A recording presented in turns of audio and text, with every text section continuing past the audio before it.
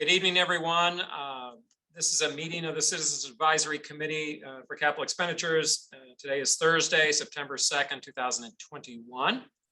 On the agenda for this evening's meeting, we are moving again through our capital needs inventory and presentations from departments. If you recall, back at the beginning of August, we had Parks Department scheduled, but then our meeting went long and we'd asked to have them rescheduled. And so they graciously allowed themselves to appear this evening. So we've got them scheduled, as well as some follow-up. If you remember, in the last week's meeting or the week before meeting, we had started discussion about city vehicles. And Chris Amos was available from ESD for that. He went over it in a cursory review, but I'd asked for a little bit more detail and a little bit more in depth. And so he's also going to be available after Parks is done with their presentation. So what I'd like to do is be able to have Parks makes their presentation. We'll pause then and just go to the chats for any questions for Parks, Recreation, and Forestry. And then following that, then we'll go into concluding the vehicle presentation. And then we can talk about scheduling after that. So if that's okay, let's, Greg Hayes, the Director of Parks is here, and I will give the floor to you, and I will share the screen with various exhibits so that as you walk through your needs inventory. So Greg, the floor is yours. Paul, I appreciate it. Again, sound check, sound okay, I assume. Okay, thank you. First of all, I'd like to thank Paul and the Capital Citizens Advisory Committee. I appreciate all the insight and the time you folks have shown to be here on this meeting. We work in your neighborhoods. You see us out there. And again, we're providing services the best we can to help you out and your neighborhood. So definitely appreciate that. I want to introduce a few. There's just a basic one pager up here. Parks, Recreation, and Forestry. That also includes under our purview, Soulard Market and Brightside, St. Louis. Some folks didn't know that before that I run into out in public, but that's our department. I have three other staff members on the line, and I will introduce them. Evelyn Rice is our Commissioner of Recreation. Kim Hagley is our Commissioner of Parks. And Alan Jankowski is our Commissioner of Forestry. Some of you folks may know these folks already, and Evelyn is in my office. Essentially, I'll blow through this pretty quickly to get to some of the exhibits, which I feel are descriptive exhibits and pictures that Paul has compiled with us. We have 110 city parks we're responsible for. We have 9 city recreation centers. The recreation division is responsible for.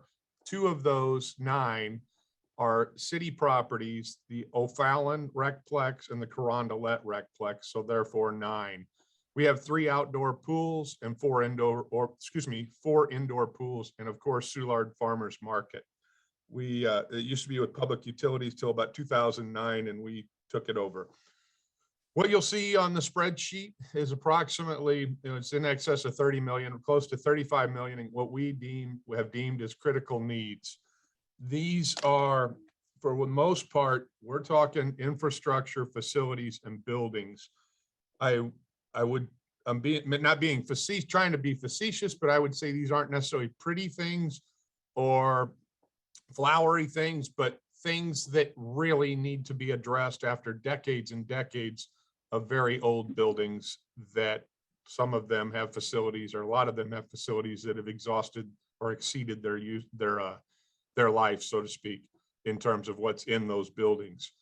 Older facilities and infrastructure. At the bottom is just kind of a few comments that I've already addressed at my intro. Paul, if we can just I'm going to have staff members jump in here with me, go over some of these needs and show you the pictures of what we're talking about. We can start with park maintenance buildings, if you will.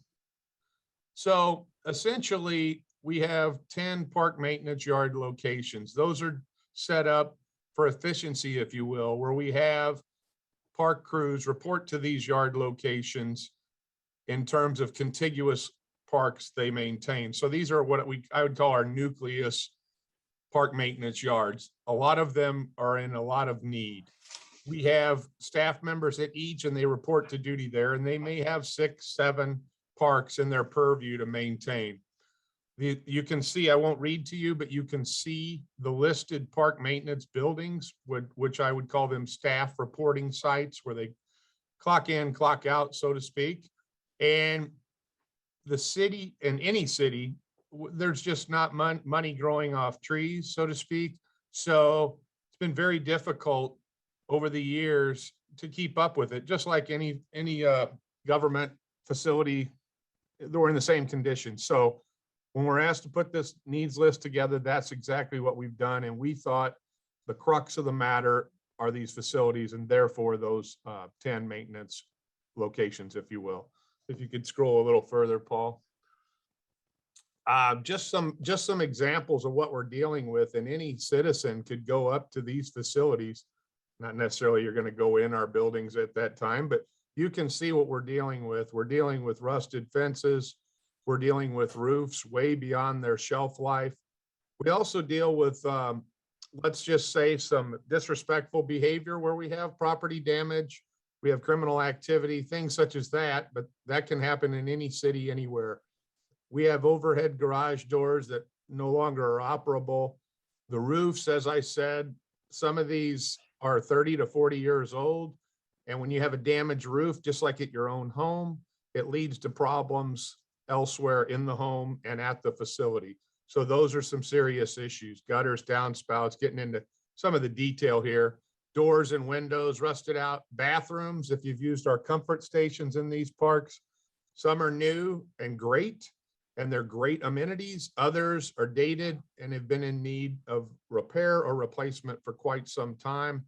And then just an example, if you go through some of our park yards where our park vehicles and forestry vehicles go back and forth with on a daily basis, entering and exiting work, we have asphalt issues and we have concrete drive issues that are in need of repair. So essentially, we have $30 to $35 million, what we deem critical needs. These problems are not going to go away. They're just going to exacerbate with lack of maintenance or replacement. So here's just, I'll kind of go through these quickly, but here's some issues of what we're dealing with. And like I said, any citizen can go take a look at it. This is just an example: roof leak, soffit failing, rotten doors at Carondelet at a building there. These are where our folks report to work. So there is a sense of pride, not just to get everything new and replaced, but a sense of pride that you're working in these buildings and meeting with your staff at times at the beginning or end of the day. Rotting doors here, another example, Carondelet. And we didn't pick on any park per se. We just wanted to give you some descriptive examples. Another picture of Carondelet. Those are some restroom facilities that due to lack of funds over the years have been very difficult to update. Here's a picture of, Kim may correct me, but I believe this is our parks downtown crew where they report in our forestry building at 1415 North 13th. Alan, can you give me a thumbs up or a thumbs down if that's correct? Okay, that one, I forgot about this picture. So that's just a park foreman's office for our downtown crew. Not exactly a desirable situation. Fairgrounds, you can just see what we're dealing with doors to where folks report to work and store, our various hand saws, brooms, rakes, anything that is, small tools, etc. Okay. This is one of our Forest Park buildings. If you come to Forest Park and you go to the roundabout in front of the Jewel Box and you go to that fenced in area, which is just due west of our admin building and aviation fields. These are all our park maintenance buildings. And I would say this picture here is a very good description of our building and facilities of where our folks report to work. I don't want to simply emphasize where our folks report to work and focus solely on that, but these are eyesores for the public. People walk and run in Forest Park, Carondelet, Wilmore, O'Fallon, Fairgrounds. I don't think they really want to see this either. And I think it'd be good to know that we have some progress getting shown in the near future, hopefully. Here's Marquette, typical example of some fencing. Someone could look at this and argue, why hasn't that particular item been fixed yet? things do get fixed, but in this particular case, that's an example of something that needs it. Here's a pretty good description. This is Marquette. Now, these are our youth and adults going to this building and going to our outdoor pool there, playing basketball, arts and crafts. And this is one of the buildings there, kind of near the pool there. So this, I would say this is unacceptable. The roof fascia and the gutters. Another picture of Marquette. That's some rotted door frames, etc. Marquette again. Like I said, arguably, I just want people to think there's been no benign neglect on behalf of our division. We do what we can with the funds we're allotted. O'Fallon, this is up at O'Fallon Park, one of our foremen there, and just some roadway issues, park roadway issues. I would say this is a very descriptive picture. Unfortunately, and Kim may weigh in, that these are some real problems with water under the door, etc. Reservoir Park.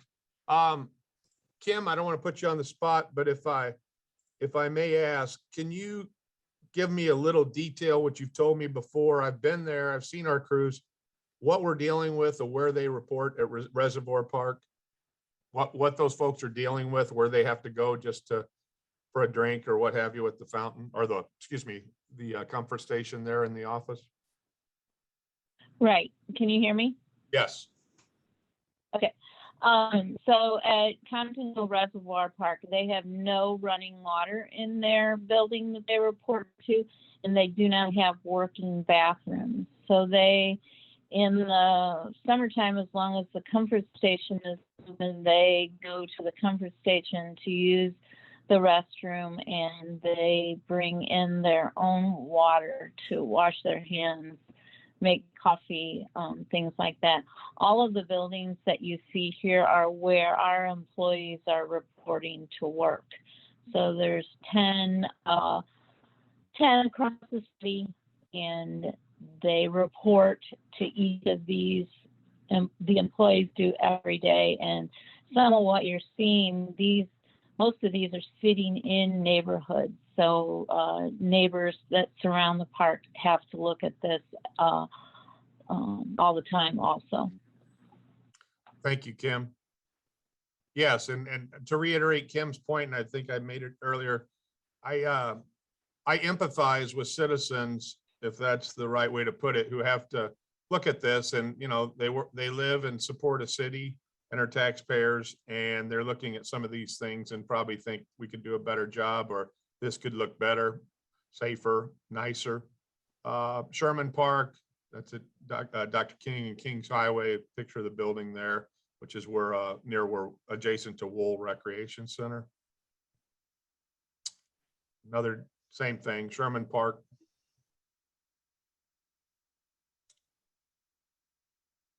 Same thing, and that's when I'm driving in the field, when I go by Sherman Park, that's a pretty rough maintenance reporting station there back, if you will. It'd be due northwest, if you will, of the actual rec center. And that's kind of rough to see. And we want a sense of pride for our staff members reporting to work. And they don't complain much, I'll tell you that, but it's difficult to see. There's Sherman maintenance yard there, not exactly ideal. Sublet, self-explanatory.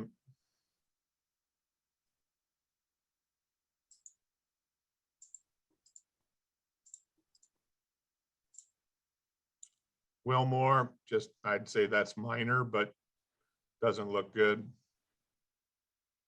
Restroom at Wilmore, some of these fixtures are very dated and very old, unless we're putting a new comfort station in a park. Wilmore Park, structural cracks, that's just, that's not gonna get any better. And that's a equipment area there. So those are the addresses of where we're talking about, which of course is was sent to you and is here for your review, but those are the reporting parks, if you will, that those crews are responsible for at those reporting locations. And then I think Just so the you, other, Greg, I was just gonna say, so all those park maintenance, that's this item here on the inventory that you have. That's the $10 million. right. And, you know, ballpark, Paul pegged it.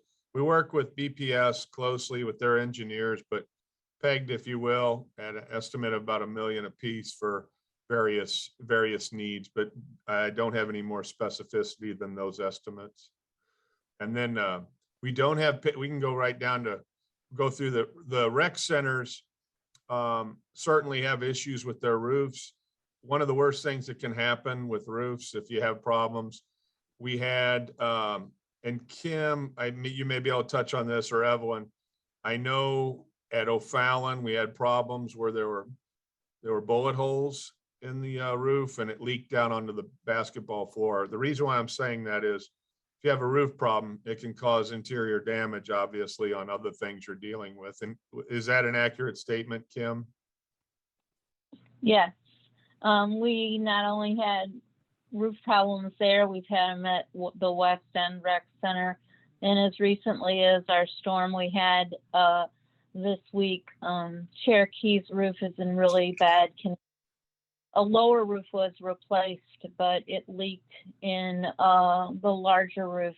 It's a flat roof, and the membrane now is almost non-existent.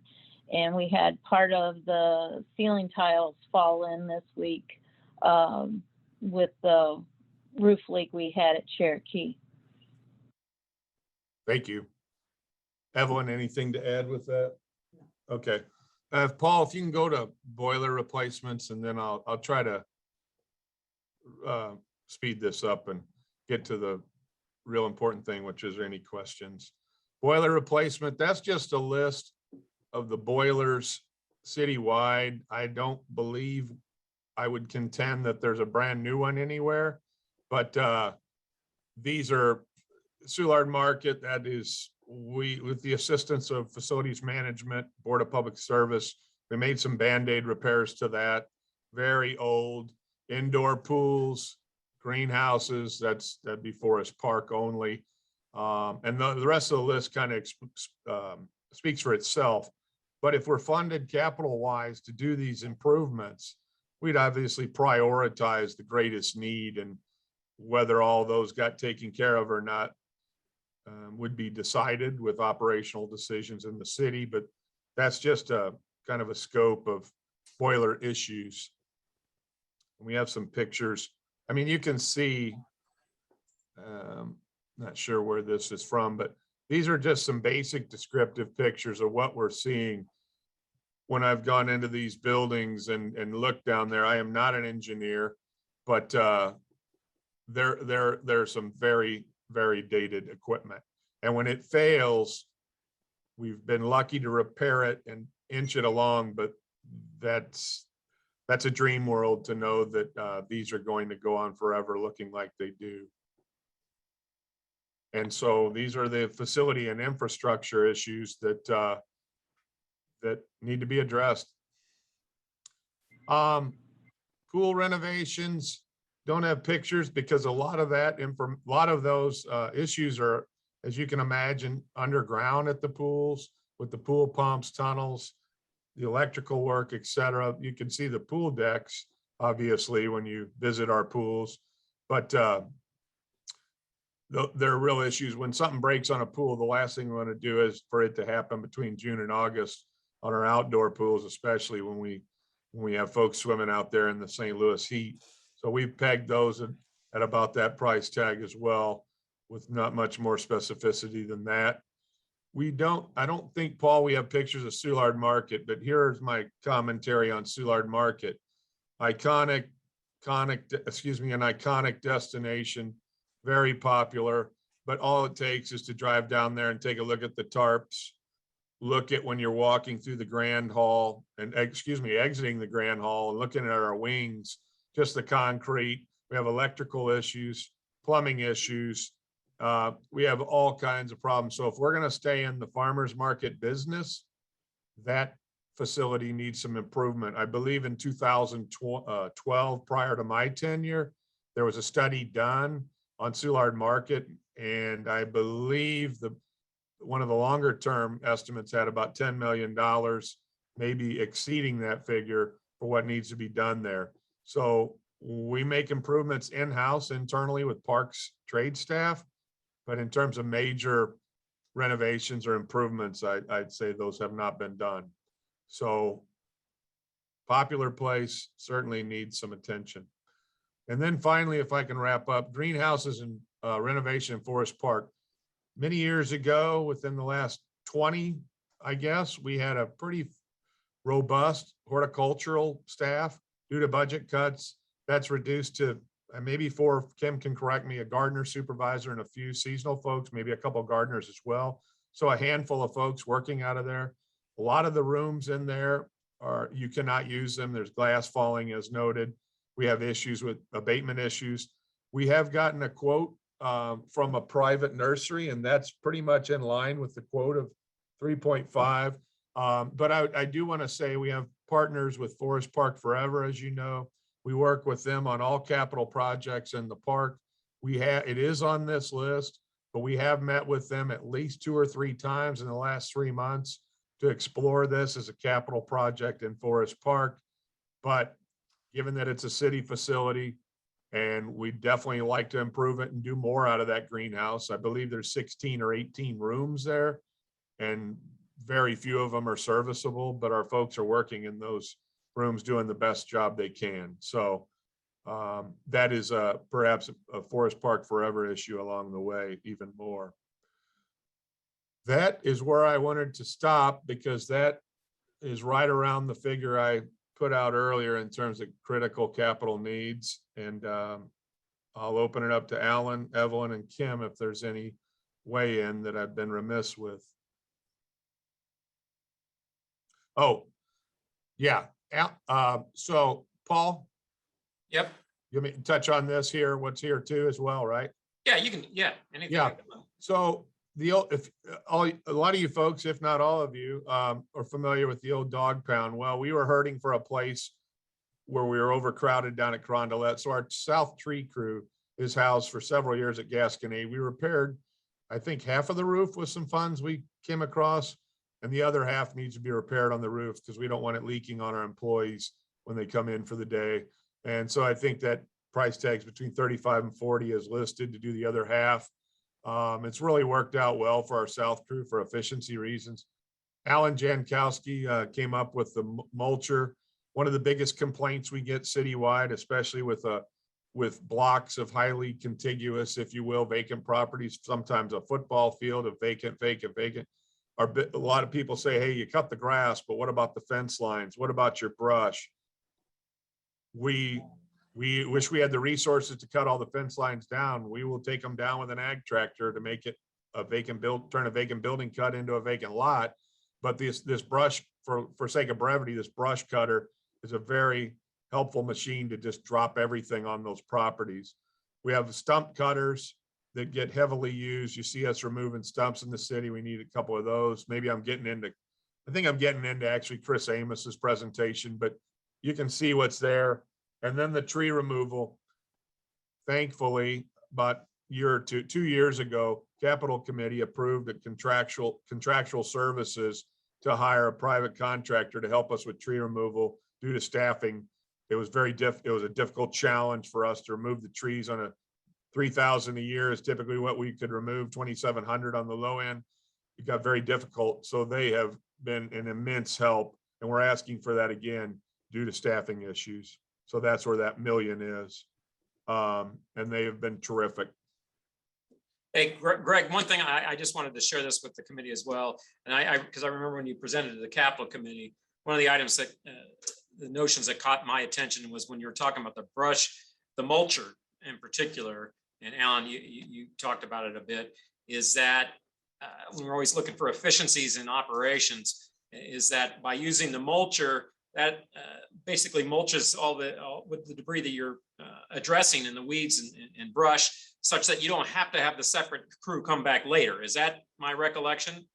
That's correct. I don't want to dominate this, but correct. Instead of what I call a double job, it basically is mowing it down and taking it down, that you're not going to do with string trimmers that you and I use at our own home, which is what our crews use just to cut the grass. Folks out there, deservedly so, deserve more than just cutting the grass in the front and back of a building.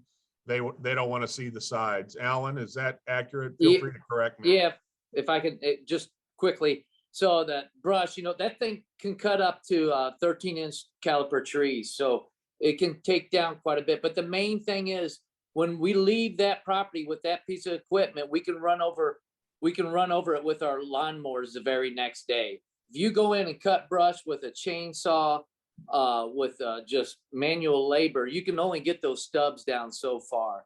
And this is basically like a stump cutter on front of a skid loader. It grinds it all the way down to soil level, and it chews up all the limbs, everything, so it just leaves chips of wood laying around. And that way, not only helps forestry, but it helps the street department as well, because right now we're cutting brush and we drag it to the alley, we lay it in the alley, and then the debris team, which is from street department, comes, picks it up and hauls it away. So it would eliminate them needing to come in and follow up after us. So I think it's a critical piece of equipment that we'd love to have in our repertoire. Okay. Is there is that the conclusion of your presentation? Do we want to go to the questions now, or? I think that'd be good for sake of time and respect for everyone's time. I also want to give credit to Rich Bradley and Chris Amos, because when you're seeing this equipment up there, we're not on an island by ourselves. We consult with Chris and his team at Equipment Services to make sure we're thinking alike as best we can. And they support our operations of what we're doing out there. So we do seek their advice on equipment, specifications. All right. Well, thanks, Greg and crew. Let's go.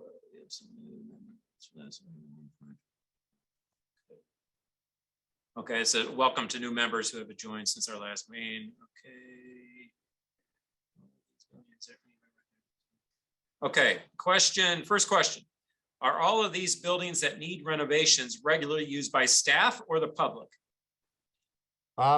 We'll kind of do a tag team here. I would say they're used by staff.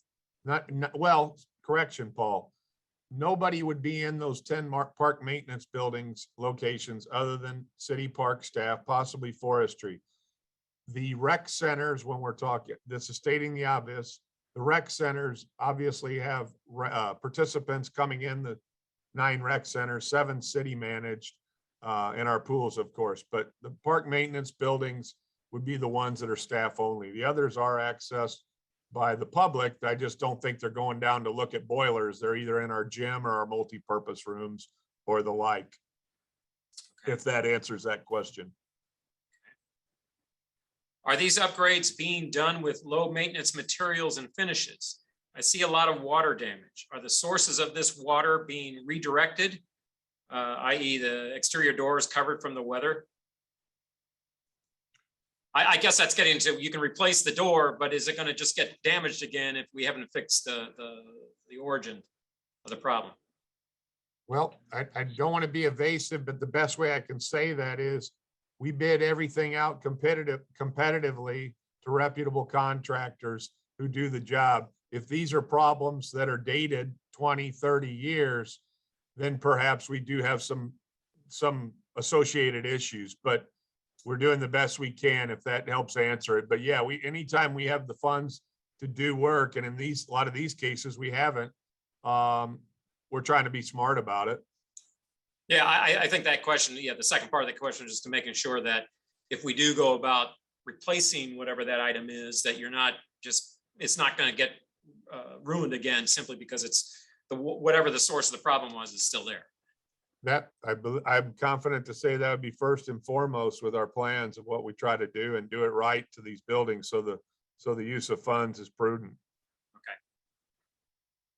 Has there been discussion about the utility of continuing to utilize these older buildings as a facility maintenance stations for parks versus new construction of more traditional maintenance shed facilities? Kim may weigh in, but what we're seeing is we're comfortable with where these are located. Many years ago, when these decisions were made to build them, we feel they can be serviceable and good facilities if we just repair and make some replacements. I'm not so sure we've done any new buildings. We do a lot of new projects, but what happens is if you're doing everything new, we don't want to neglect the things that need it, which are these buildings, if that helps answer it. Kim, Kim, you can weigh in if you'd like. Yeah. Yeah, I think a lot of these buildings, like at Marquette, the two maintenance buildings complement the rec center. I don't believe that any of these buildings are so far gone that they need to be torn down. I think at this point, we're still at the stage where if we make the repairs, they can be salvageable. And I think new construction at this point would be more costly than even the repairs that need to be done. And when we would do those repairs, to the previous question, definitely we would look at all the situations around the buildings. You know, the fact that most of the buildings don't have gutters, that's where a lot of it is coming, not only to the doors, but to the buildings as the water runs down the brick buildings. They're great old buildings, but I think at this point, they're worth keeping.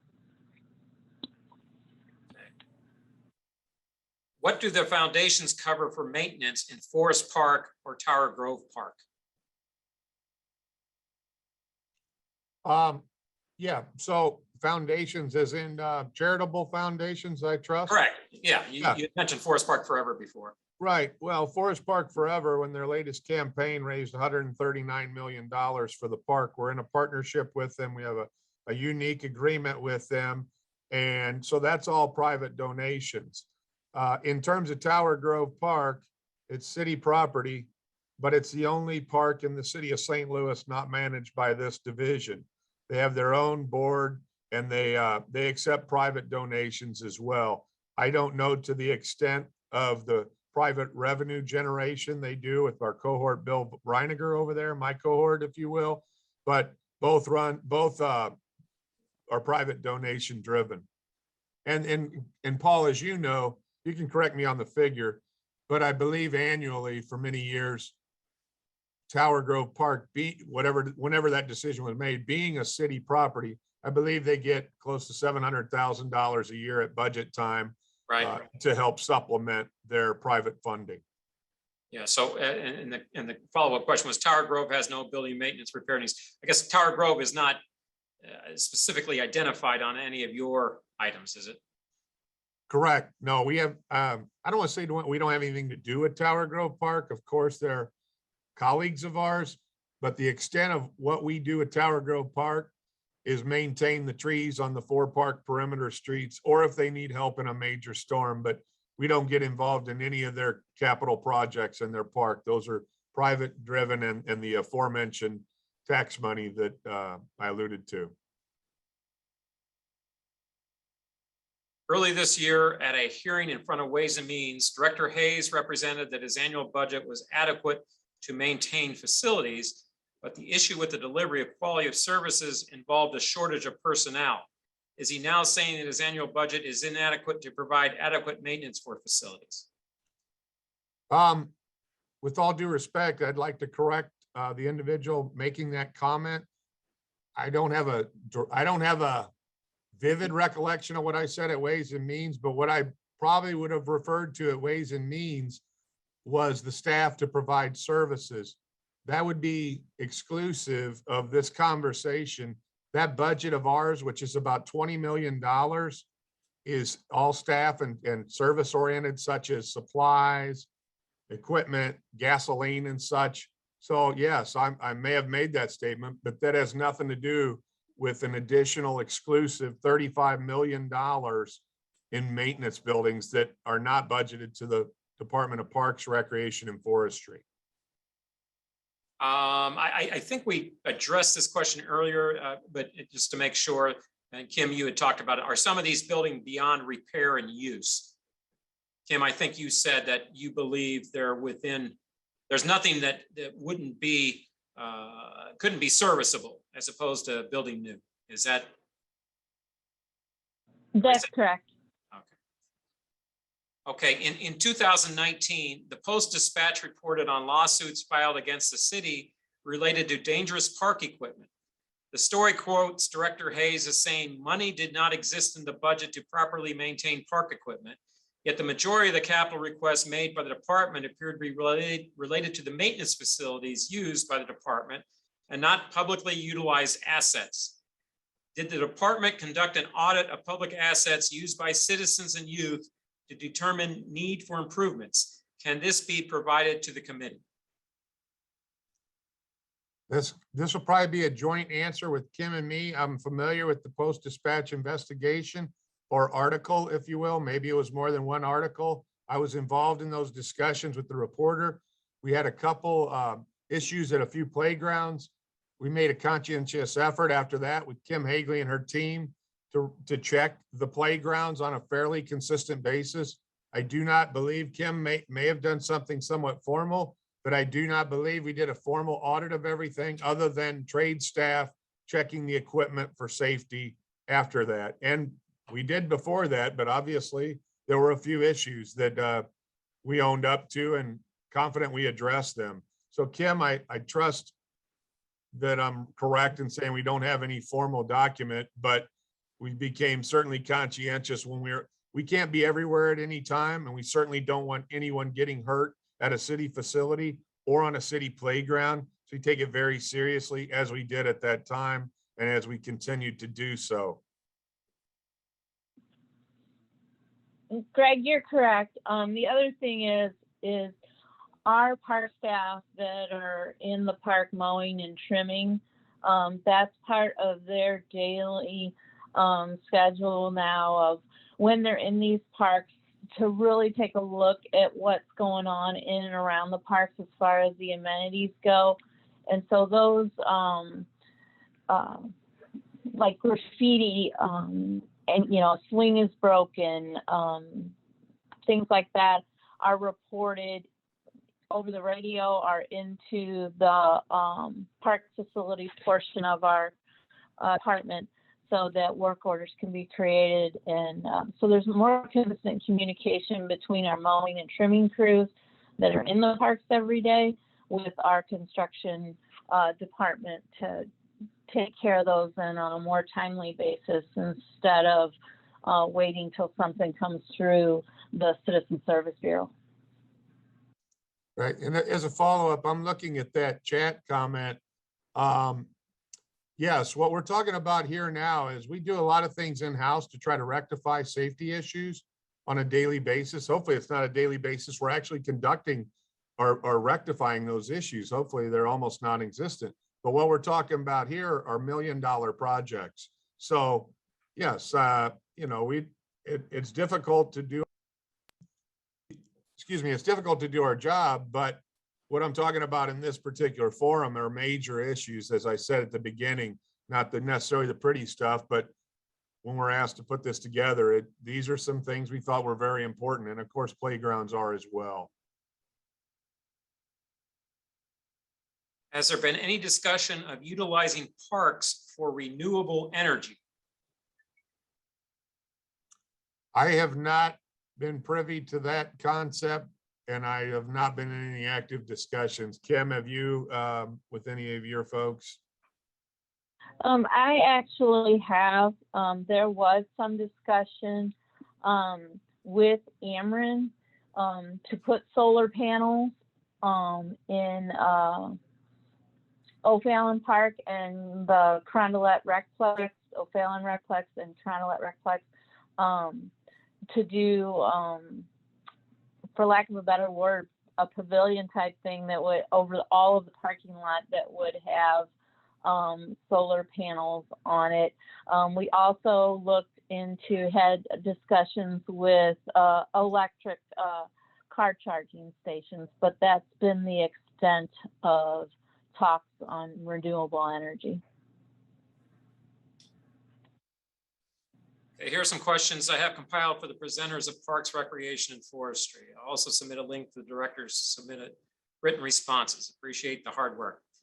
Related to forestry vehicles, are these 27 critical vehicle requests taking into account the chronic and recently exacerbated staff shortages, or are they vehicles for positions that are currently unfilled? Well, it's been well documented that we have a very difficult challenge of getting staffed up as we need to be. Regardless, we have had concerns with our equipment, with our fleet, and having adequate equipment fleet while we were close. We've never been fully staffed, I would contend, but close to fully staffed in prior years. This was an unprecedented year, and last year wasn't a heck of a lot better. So the answer to that question is we need the equipment to be adequately staffed to do our job, especially when we have dated equipment. And that's on the assumption that things are going to change and we're going to get close to full staffing capacity. Alan and Kim and Evelyn all can highlight of the serious challenges we have, but I don't think it has anything to do with the need for this equipment, especially dated equipment. And Alan and Kim and Evelyn, you can feel free to weigh in, but to have a properly running city for a voluminous service system that we are involved with in Parks, Recreation, and Forestry, I believe you need the staff and the equipment to do the job. And you've seen folks have seen some of our equipment rolling down the street out there, and not all of it's brand new. This next question. Go ahead.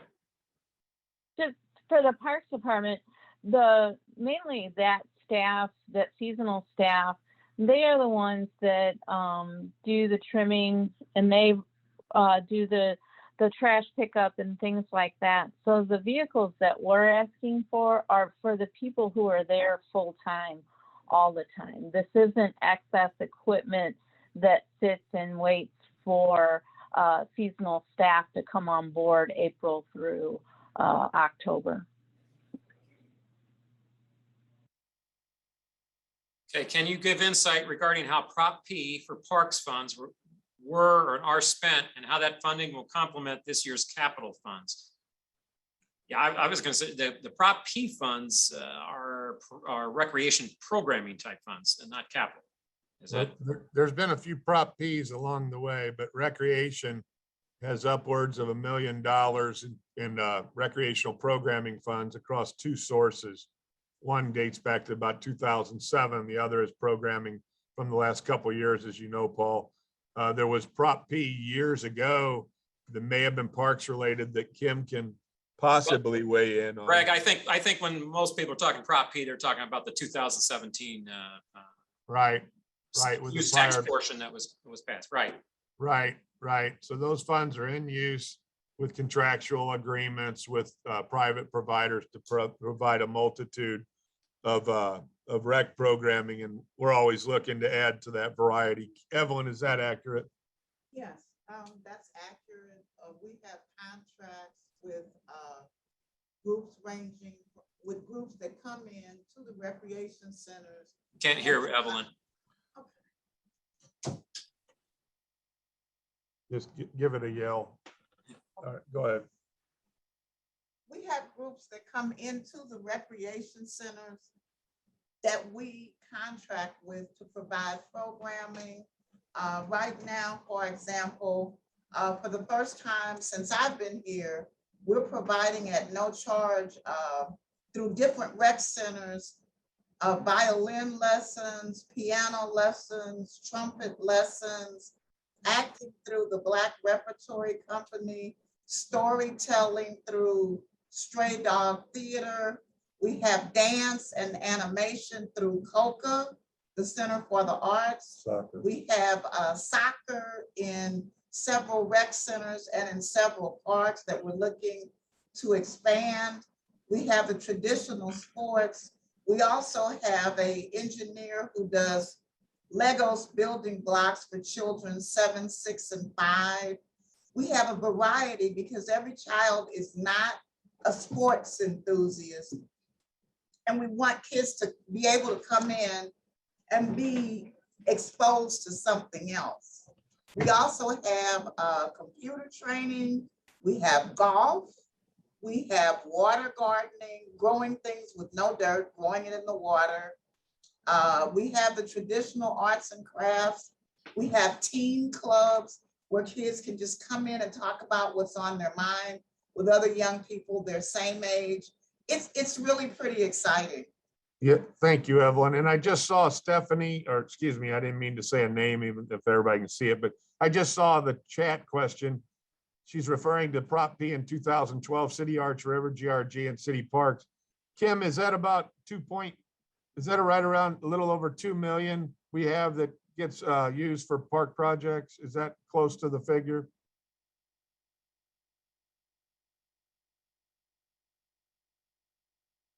Kim may have had to check off. Paul, Yeah, Oh, I see. Yeah. okay, there, I'm sorry, Kim. is that one of the metro parks? You're talking about the city's share of the Metro Parks sales taxes, and yeah, they are part of the capital fund budget, which are allocated by ordinance in a formula, both the neighborhood parks as well as the major parks. I believe we get 50% of the original Metro Parks sales tax, and we get 40% of the second, the 3/16 sales tax. And again, there's a neighborhood parks component and there's a major parks component. I could, if you want to look at the details of those allocations, we can go back to that original capital improvements budget guide. We went over the very first meeting talking about sources and uses, and that was laid out there. So in that respect, I guess the question would be, how are those complementing what other items that you have here identified? Well, I'll start off and could hand to Kim, but Kim personally meets with all 28 alderpersons annually in the spring, and they go over suggested park projects by park division staff and solicited park projects by the alderwomen and aldermen. And then we work out those details, and the funds being referred to in that chat question are part of that process, correct, Kim? In addition to your ward capital meetings? Yeah. So we sit with each alderman, and usually it's an amenity that the public uses that those funds are used for. I have set aside, it was before all of this came about with the federal money, money for each of these park yards to have the roofs replaced at least, so that no more damage to the interior of the building or the roof structure of the building is caused. But most of that is done with each alderman and what their constituents are asking for, where's the greatest need for the different park amenities, whether that's a comfort station or resurfacing tennis courts or basketball courts, just more amenity type things that the public are using on a daily basis.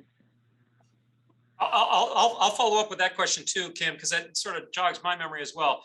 If we've got recreation center roof repair as part of the current year's capital budget allocation, would that be in addition to what you've got on this list, or is that to be subtracted from what we've got on this current maintenance list? No, what I have for recreation centers is that $500,000, and that is, I keep that for emergency repairs when a pool heater goes out and Okay. we have to take a pool down.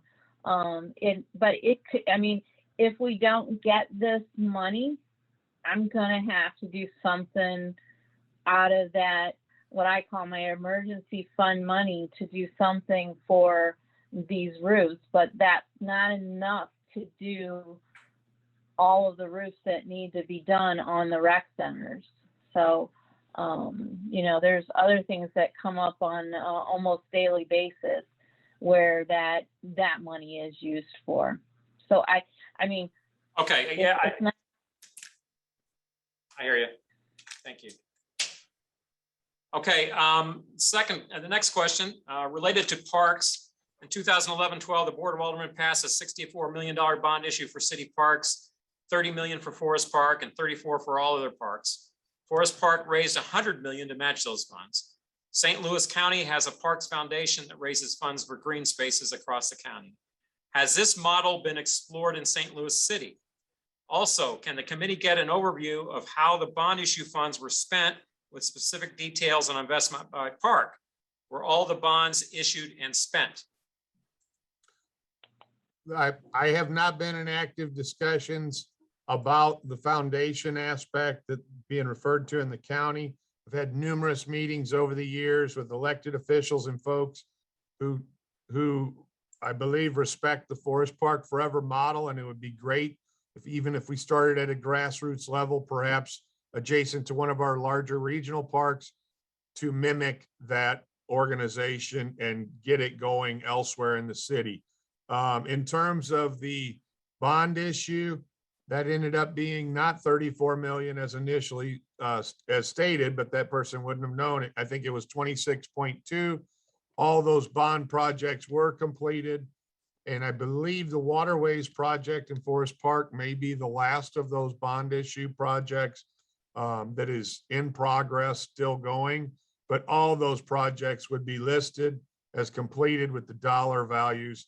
So the bond project process being referenced in that chat question has been completed in its entirety. Actually, Greg, I'm also going to share with everyone on the committee that we do have on the website under capital, you can look at how GO bonds issues spent, but there's also an exhibit which shows the park bonds, and it's got each, if everyone can see that on screen, small print there, but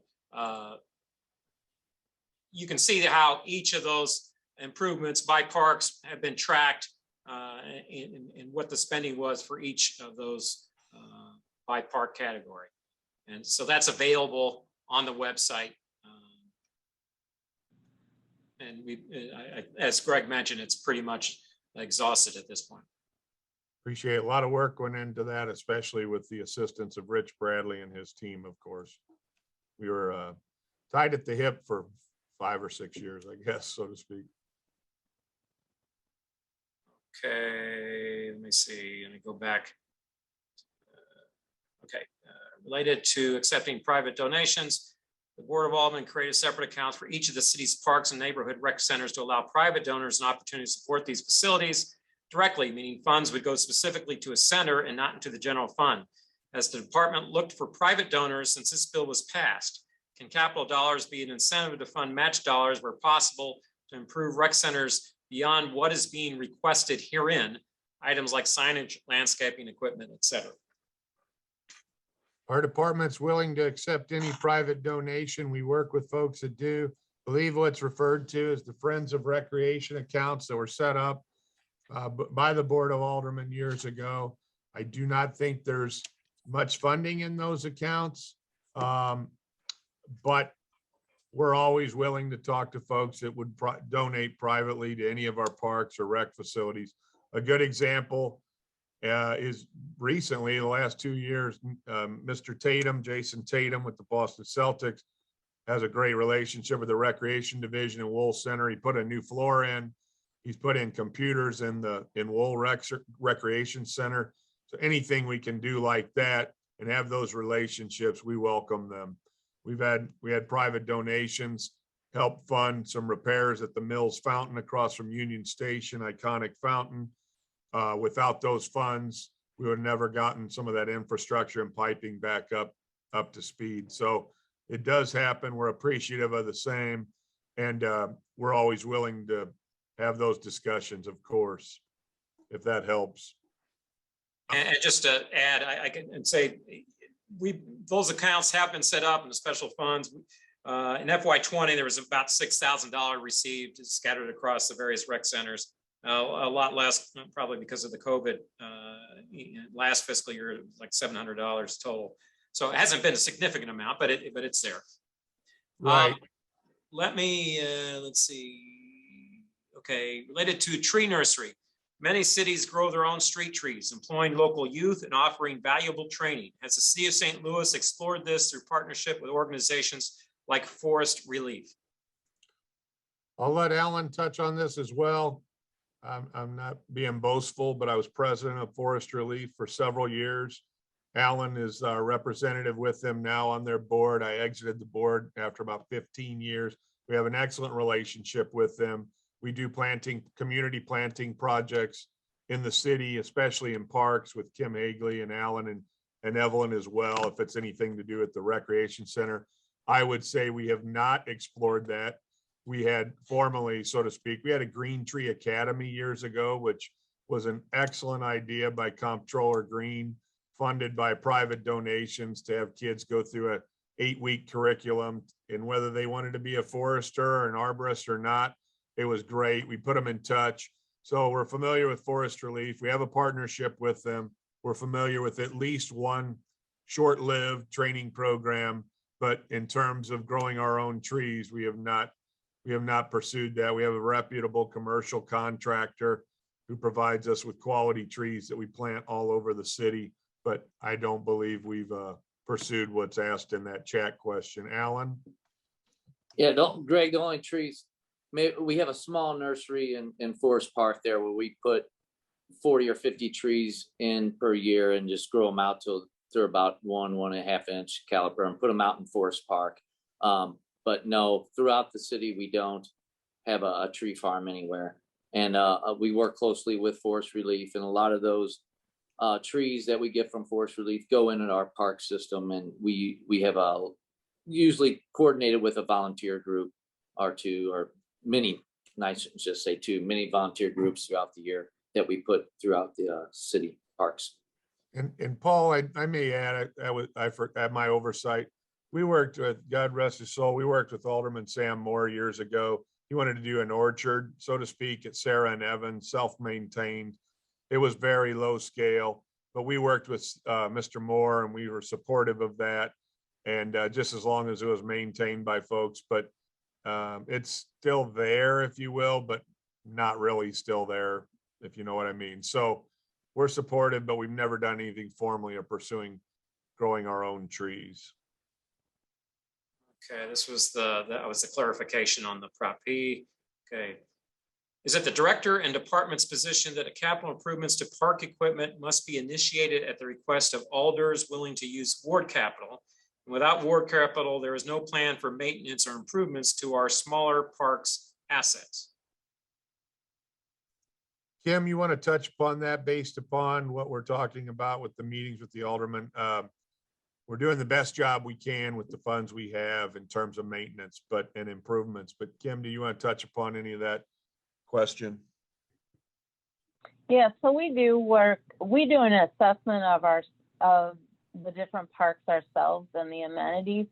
So there's a suggested list that goes to the aldermen and women of things that need attention. 9 times out of 10, they're working off that list. Unfortunately, some wards have a lot of parks.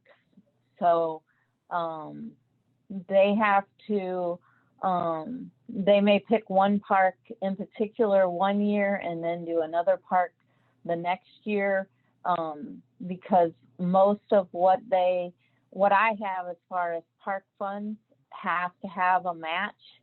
And with the ward capital that they get, they're not only doing parks, but street lighting and paving and dumpsters and things like that.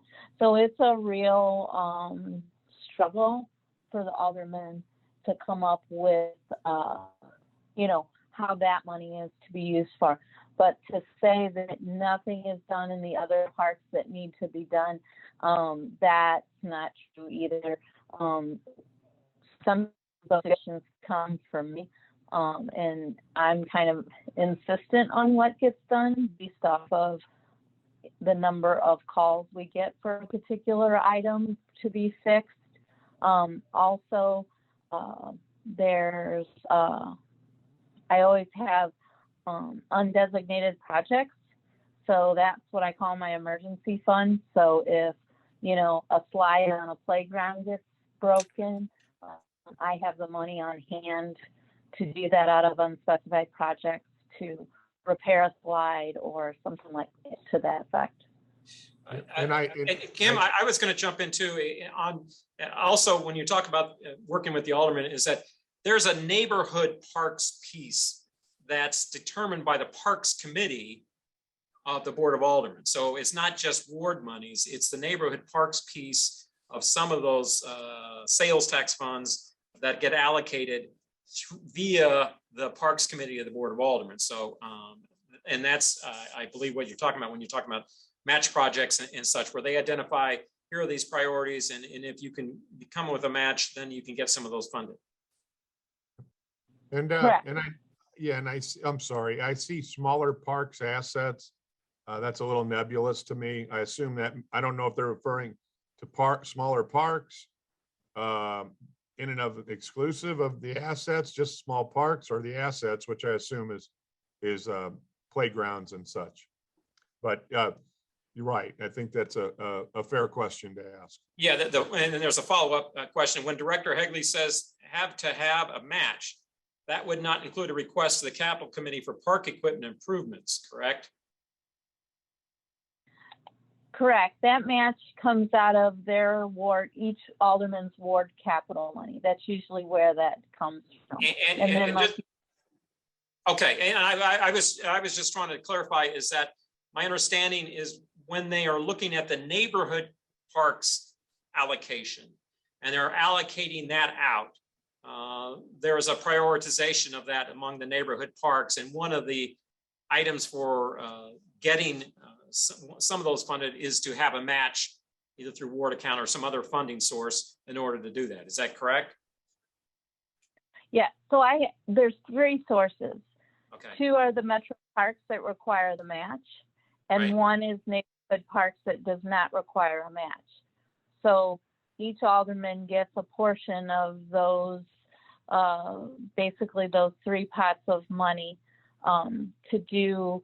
Some projects are bigger than others, some are smaller than others, but I can tell you not every park gets touched every year.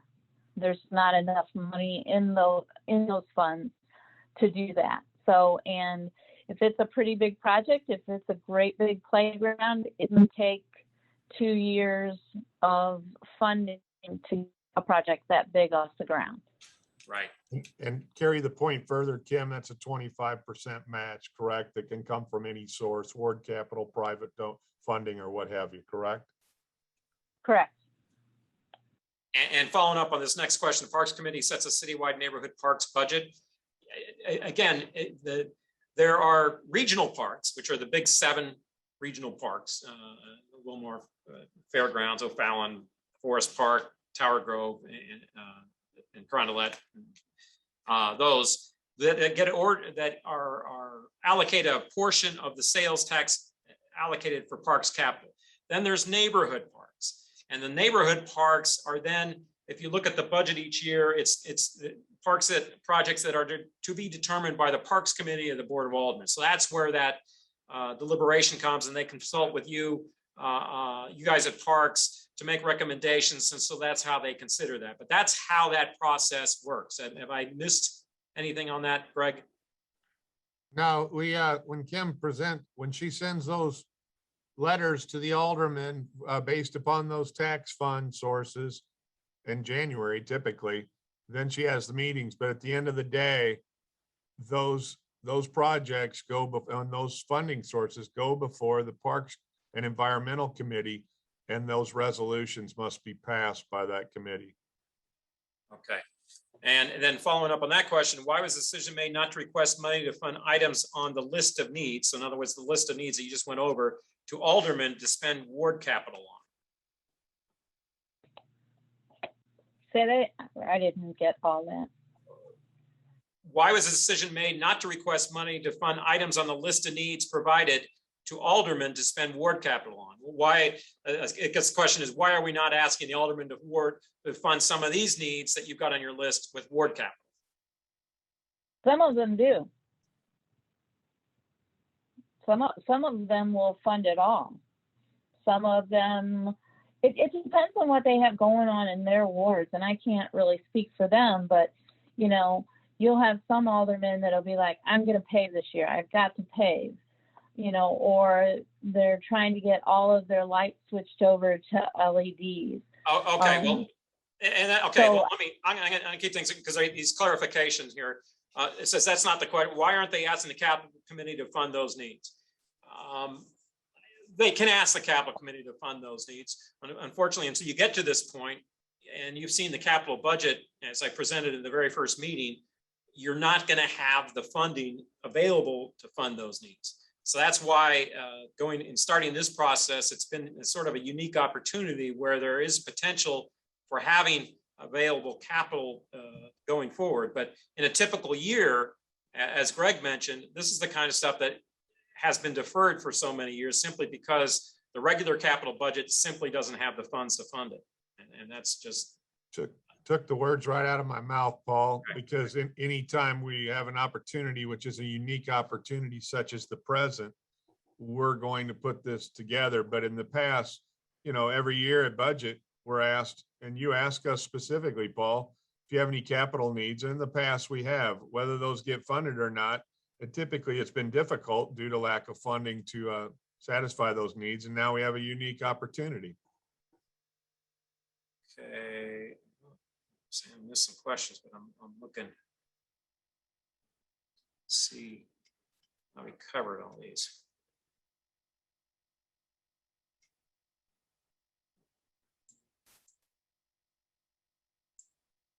Let's see. So then where are the requests?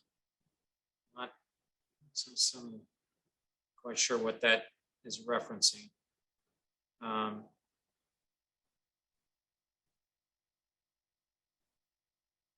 So then where are the requests? I guess the requests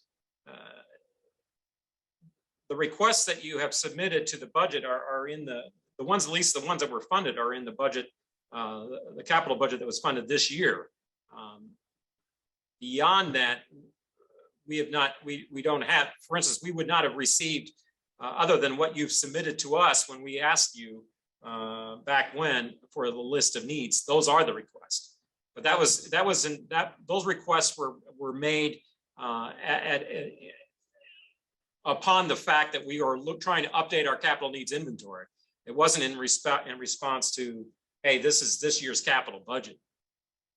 Right. And in the past, when we're preparing our budget in February annually, in advance of the July 1 fiscal year, there have been times where we haven't put I don't know what years it was years ago, we haven't put capital requests because we knew there wasn't funding for them, with all due respect, such as vehicles typically.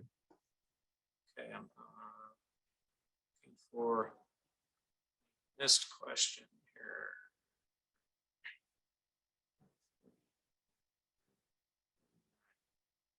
Oh, okay. Here's a question I missed. How often are the restrooms open to the public, and will they have more accessible hours after the renovations? Typical park curfew is 10 p.m. We have different parks with different curfews, but typical park curfew is 10 to 6 a.m.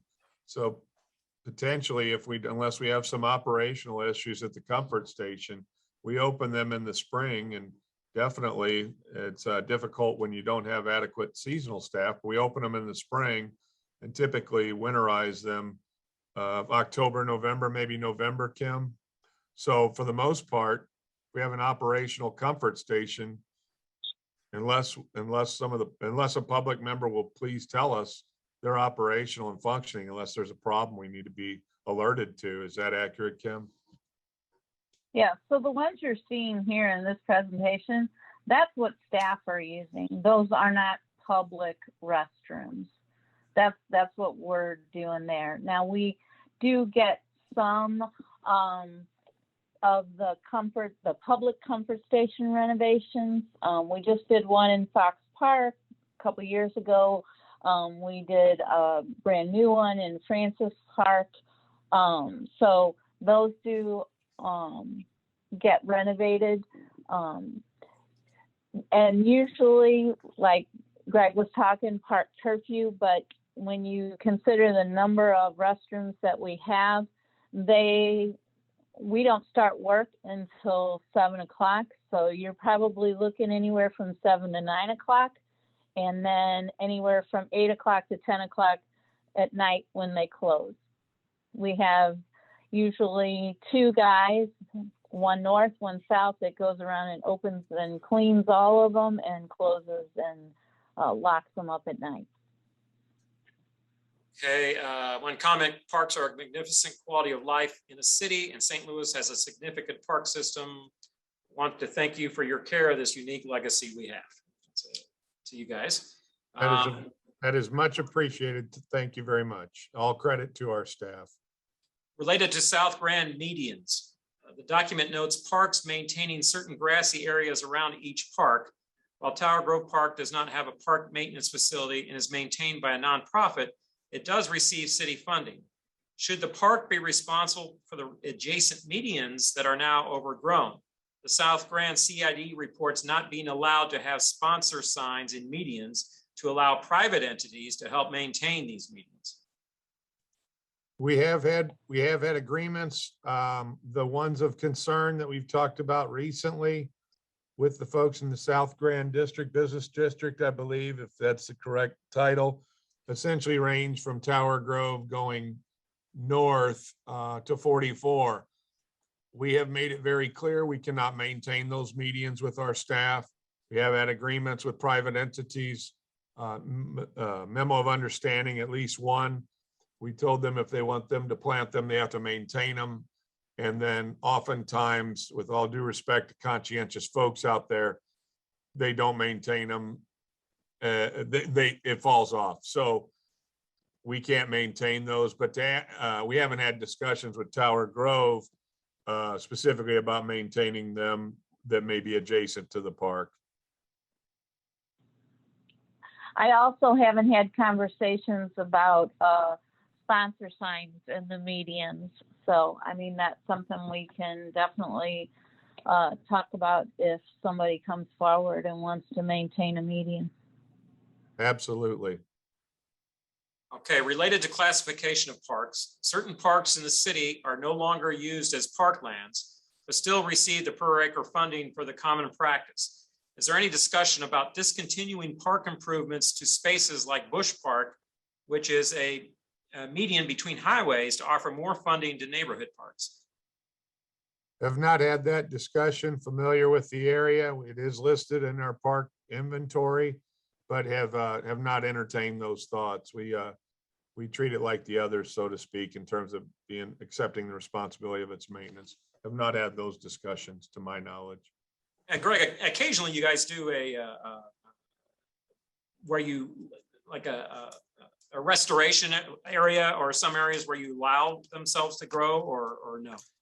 Yes. An example of that, I'm sure Kim can think of more because she gets directly involved with those conversations. One that comes to mind, well, we have one at O'Fallon where it eases up on maintenance responsibilities. No matter what anybody says, if you let something grow with native plantings, it still has to be maintained, just not with the frequency. But one of those examples besides O'Fallon, where we have a restoration area, so to speak, or more of the other name is escaping me, at Tillis Park at Hampton and Filer, we have an area on that hillside that's somewhat difficult and a challenge to maintain. We have had some natural or native plantings in there that we do those type of things. Kim, are there at Bell Reef Park, we had the Monarch Butterfly Garden, which we pretty much let it maintain itself or with a conscientious group. Kim, am I missing any other examples? But the answer is yes. So we work with Missouri Department of Conservation and some private groups to return some of these spaces to prairie.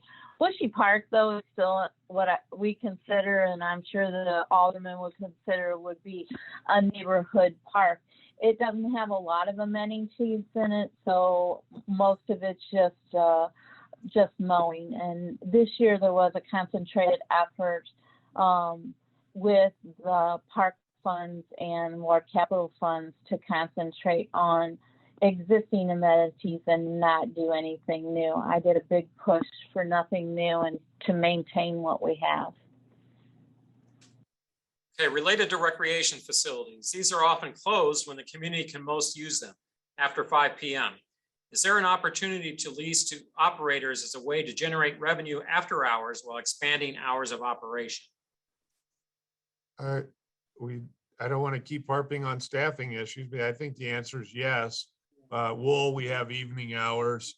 Evelyn can address that question. Oh, the different rec centers have different hours, but most of our rec centers are open until 8. Some rec centers like Wool are open 7 days a week right now.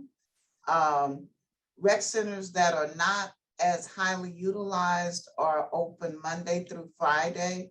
And we are open to being flexible with our hours. If a community group or neighbors let us know, for example, we tried after church swimming. We were asked to do that once. And it just really didn't work out the way people thought it would, but we tried it. So yes, we have in our hours. Yes, and we're always willing to obviously listen to all our residents in the city to what their needs are, and if we can accommodate those needs, that's obviously a mutually beneficial goal. Okay, not having access. Okay, I was going to the next question. Not having access to clean drinking water for employees is an OSHA violation, as I would think some of these deteriorating work buildings would be. Why hasn't this been prioritized? Well, the example we alluded to at Reservoir Park, I don't think anybody's drinking any of the water there. They're going elsewhere. Beyond that, I'm unclear of any OSHA violations that have been identified in our buildings. But that's obviously why we have some of these capital needs requests on the table to improve these facilities. But I don't know how else to answer that question. We're certainly not going to deliberately put our employees in any danger or safety sensitive situation. So would all of the boiler replacements also need asbestos remediation? Kim, I don't know if all of them would be. I know some likely would. You're correct, Greg. So in the 3 that you saw, 2 out of the 3, I guess, would be considered fairly new.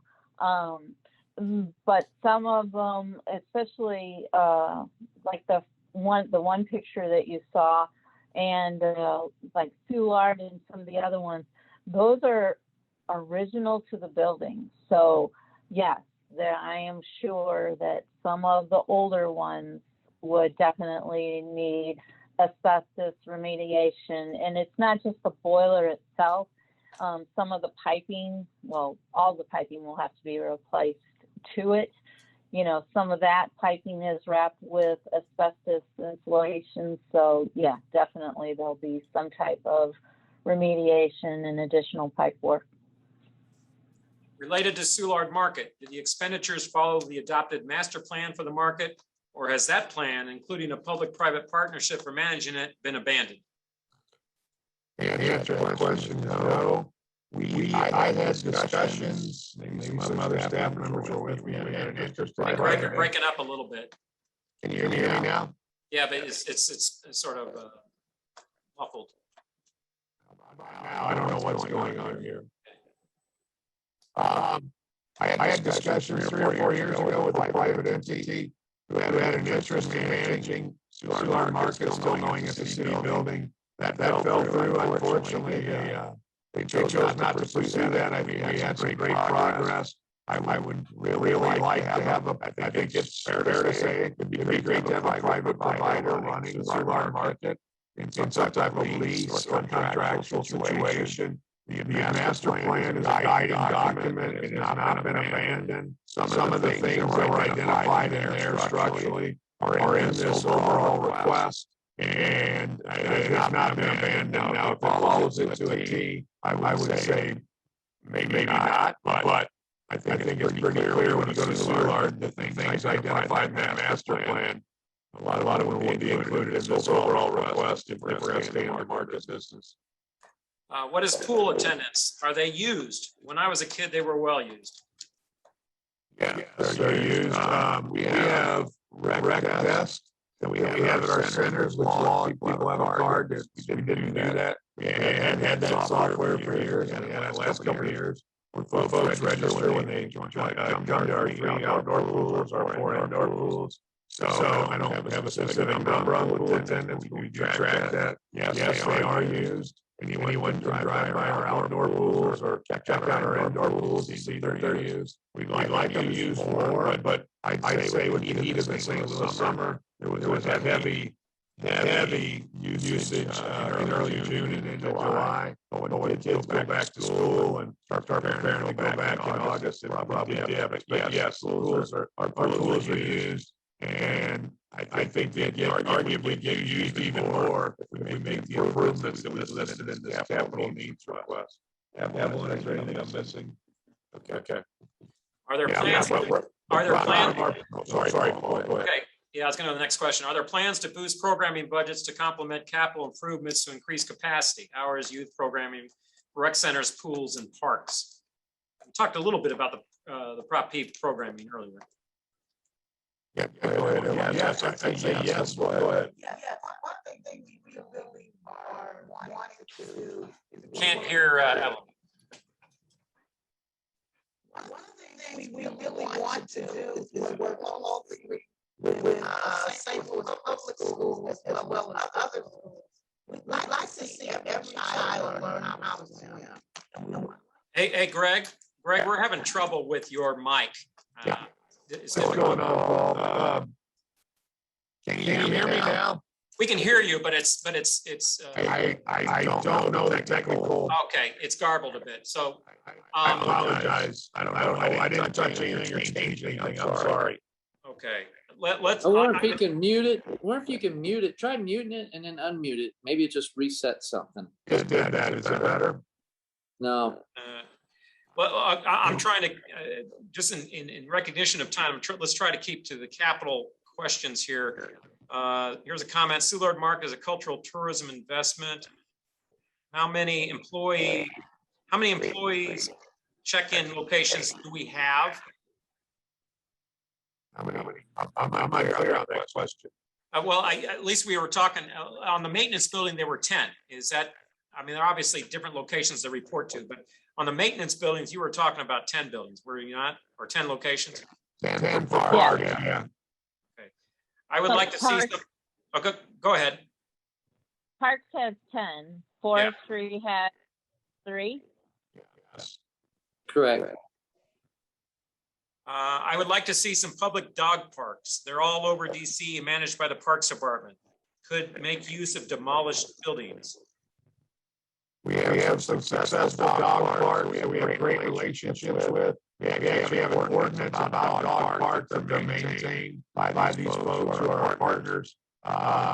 We look at every request that may come in.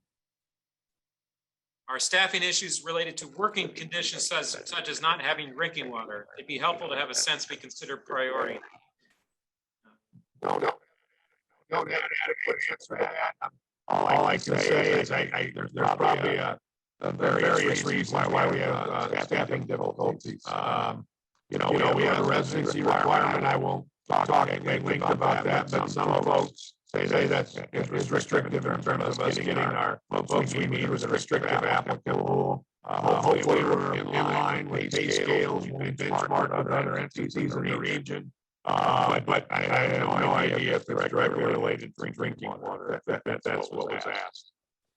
Related to Operation Brightside needs, this department has capital needs in the form of crew cab trucks and a passenger van minimally. Since their efforts direct impact quality of life for residents, has department's capital needs been reviewed? That's a great question. All these questions are great questions. That's a great question. Brightside has about 3 vehicles. They have about 5 field staff, which is their graffiti eradication program. Quite frankly, what they've done in the past, forestry vehicles, kind of hand-me-downs. They could use a few new trucks, and I talked with them about that. I don't think they're specifically on this list. They've always had the adequate vehicles in terms of numbers, but they're definitely have a need for vehicles as well. Okay, does the city also clear brush and cut lots for privately owned lots in violation? Has that been an opportunity for revenue generation to acquire more equipment? We've been cutting and billing private lots for decades. We of course cut and bill LRA, even though it's a city agency, if you will, just to show we have documentation of that work.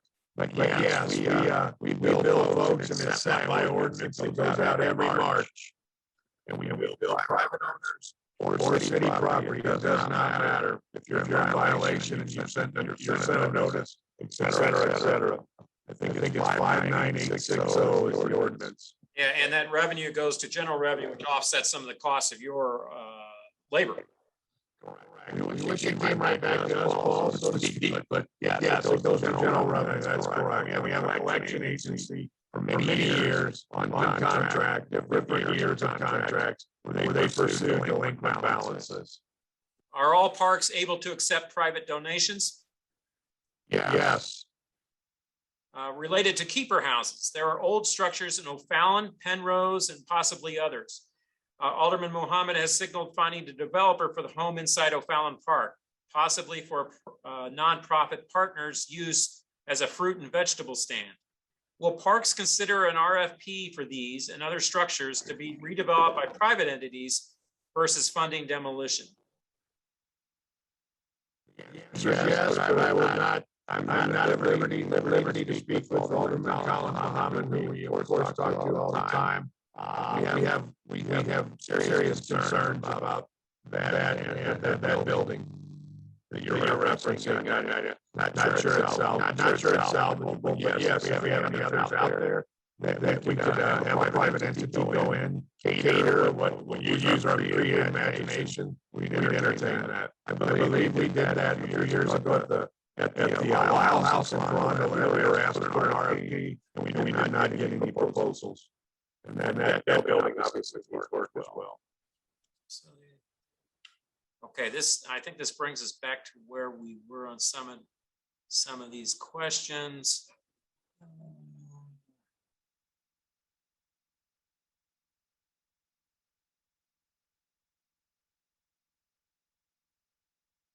Yeah, okay. Yeah, there's comments about it's difficult to hear you. Rejoins it. Okay, yeah. All right. Well, that's what we have for parks tonight. You know what? I would like to ask everyone if it's okay to go long, because I really would like to get Chris Amos in, because I know we wanted to do a meeting next week where the agenda was sort of clear for the group. So if that's okay,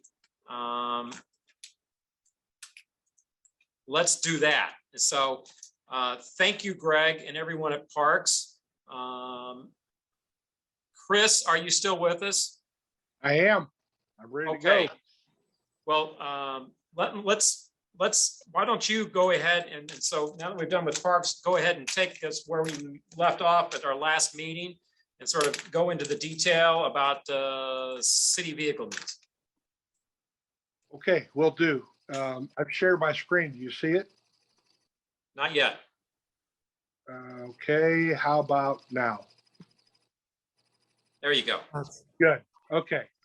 So when I had the opportunity to talk to you for a few minutes last time, We looked at a level of detail that was by the type of vehicle citywide.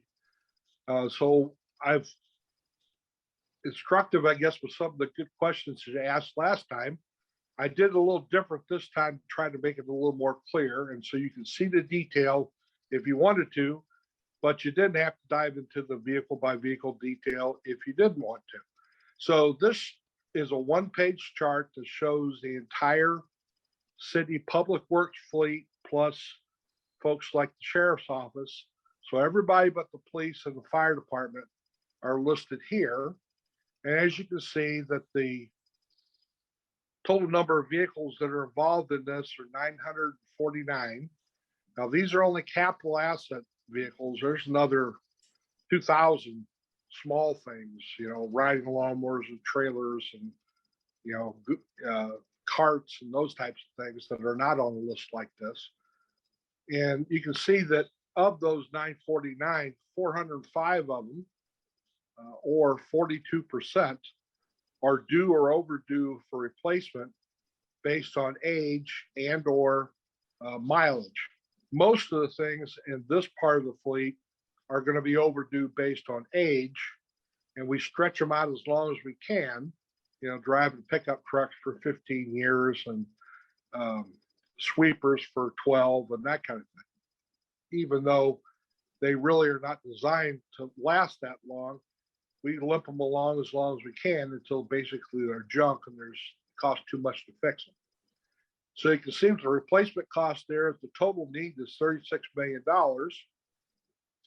But my staff and I have, in concert with the departments, including those you've heard from tonight, have come up with a list of $9.5 million that is critical. And the percentages listed here for the percentage of the vehicles needing replacement and the percentage on the critical list are just provided to give you some feel for where the most critical operational problems are. And that's what you can think of vehicles in the fleet as. You can think of it as an essential tool that the operating divisions use in order to perform services for the citizens of St. Louis. And so when my staff looks at it, we specify the vehicles, handle procurement of most of it. We repair them, we fuel them, and then we dispose of them when they're end of their life. And our choice every year is to basically replace those things we can't keep running the next year, which are definitely needed based upon the usage numbers we get in fuel usage and primarily, and also on meter readings, hours on the engine or miles on the odometer. And then everything we can't replace, we have to keep running, which is also a challenge when you're having trouble getting enough technicians and budgets are tight for replacement parts and commercial repairs. So it's by no means a good situation, but the capital committee has been very helpful for the last 6 or 7 years when there has been the opportunity to apply capital funding to the rolling stock to do capital leases, basically borrowing money for 5 to 7 years at a very low interest rate that the comptroller can receive, and then taking care of the critical needs from 1 year to the next. There is special funding available for the refuse fleet, so that's why refuse is such a small entity of this list, because the primary refuse trucks, the side loaders that handle carts and alley trucks, and most of the rear loaders that handle bulk are all covered by that fee that we all pay as a household fee. And so that's the essence of what the situation is on the fleet and what we consider critical. Yeah, Chris, I was going to jump in.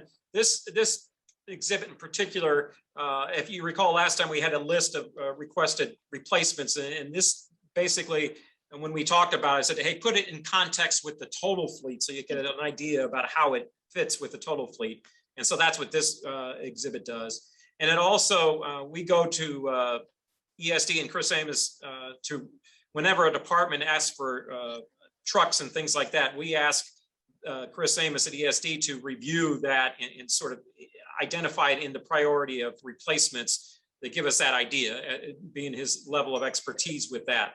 So that's how that worked. Now, we did talk about police vehicles and fire vehicles separately, but other departments that had requests for vehicles on their list, we defer to Chris in looking at the rest of the fleet as a whole. So I just wanted to point that out. Thanks. Okay, thank you. And so on your handout, I'm not going to go over it unless you have specific questions, but I provided them as subsequent pages to this, the vehicle by vehicle list, sorted by division, by our budget numbers, the 132, 160, 172. That's the division budget numbers. So you can see about how much each one costs, which ones are considered critical, which ones are needed, and which ones we think we can probably make it without. Of course, there's no guarantee this time next year. Some of these might need to be dead. But that detail is there if you want to see it. And you don't have to look at it if you don't want to. So that's all I wanted to cover on that particular one, because I wanted to save time to talk about electric vehicles, which was of interest to many people on this committee. And so I'd like to share with you what we've been doing and what we're planning to do, including part of the funding request that you're considering at this point. Be okay if I moved on and then we handle all the questions at once? Yeah, that works. Okay. Well, electrification for the fleet is a new thing. Now, we've been trying alternative fuels since the early 90s with ethanol and compressed natural gas and LPG, propane, hybrid electrics, and we've had mixed results. We had the best results with biodiesel, but really the most exciting thing that's happened to fleet vehicles in the last 20 years, at least 30 probably, is that the battery technology has got to the point where now electric vehicles are becoming more common, being produced by the major manufacturers, being supported by the dealerships, and the batteries lasting long enough that they for a suitable period. Most of them are guaranteed for 10 years now. So this is a picture of the first electric vehicle that we've added to the fleet. Now, the airport was a couple of years ahead, and this is the first one in the fleet that ESD supports. We do everything except the airport and the two water treatment plants because they're geographically separated and they're also separate funds. So the phase one of this one, which the vehicles were just delivered in February, the first 4 bolts, we got the 5th one on order now. We couldn't get 5 when we ordered them last year because it was so late in the ordering cycle. And then we have 2 transit vans. These are full-size cargo vans to be used by folks like electricians and plumbers and those folks in facilities management. And then 1 pickup truck. The vans and the pickup truck from Ford are not going to be available until the spring, but we already have the base funding through the capital funds from FY21, and then the incremental cost for the added electric features added to it using VW trust funds. You may remember a few years ago that Volkswagen got caught cheating on their EPA standards with their diesel engines. And so that money got divided amongst the states based on the number of VW diesels registered in that state. And then in our case, the state DNR is parceling that out to folks who submit applications based upon what the vehicle improvements will be in tons per day of emissions reductions. Now, electric vehicles have the most reduction. This money was actually accrued based on replacing dirty diesels with clean diesels because the grant funds are only for heavy duty vehicles, not for things like bolts. But we're using the money that was awarded by the state to pay for the infrastructure for recharging and for the incremental costs of the light duty vehicles that are currently available in order to get this program started. The other thing that you may want to know about that is that Ameren, Missouri has been very generous in awarding $5,000 per recharger, or most of them come in 2 per pole, so $10,000 for that, which is actually covering the first 8 recharging stations that we put in, and that's so that covers all the vehicles we put in this first phase, plus 3 double ones that are going to go in the city hall parking lot, for which city vehicles won't be using and be available to the public visiting city hall. And the electricians union also donated $10,000 for the installation cost for the one at city hall. So that will be available, we think, in about 6 to 8 months, based on how long it takes to order the equipment and get it in. Second phase, or second part of phase 1, then would be a heavy duty vehicle. And this is not even on the street yet. In fact, we don't get the demo until December, but we use Mack trucks as the underlying cab and chassis for refuse trucks. And refuse trucks are a prime candidate in heavy duty vehicles for electrification because they have a lot of stop and go. So regenerative braking produces electricity to recharge the vehicle as it goes. They also have assigned routes, so you know pretty much how many miles a day they have to be able to operate. The problem is that they are very expensive. So a diesel powered cart truck costs $310,000 this year. And the electric version of that same truck is going to be $595,000 based on the quotes we've gotten from Mack. So we are actually submitting the VW Trust request for 50% of the funding for it, which is the max that you can get under the grant. And if we get it, then I believe we will put our first heavy duty vehicle, electric vehicle into the fleet. If we don't get it, we can't really hope to save $300,000 in incremental cost over the 10 to 12-year life cycle of refuse truck. So I don't believe that we will pursue it unless we get the grant. But if we can get at least one into the fleet, then we can gather our own data and find out exactly what they do and don't do and what they cost and what savings there is. So we'll know what the incremental margin can be in the future going forward. The ARPA funds that you're looking at now, under the other city building section, you'll see 2 lines there. One being $200,000 for incremental cost of EV purchases, which is only going to cover about 30 vehicles. But that 30 vehicles is what we anticipate light duty vehicles being replaced within the 3-year cycle of the funds. If there's additional funds in out years, then we're planning on requesting more funding for those vehicles there. But I didn't want to ask for any more than we could actually execute, because we're not going to replace vehicles that don't need to be replaced yet. We're going to replace them as electrics as they come due for replacement anyway. The big thing, though, is we're asking for $1.8 million to use for recharging infrastructure.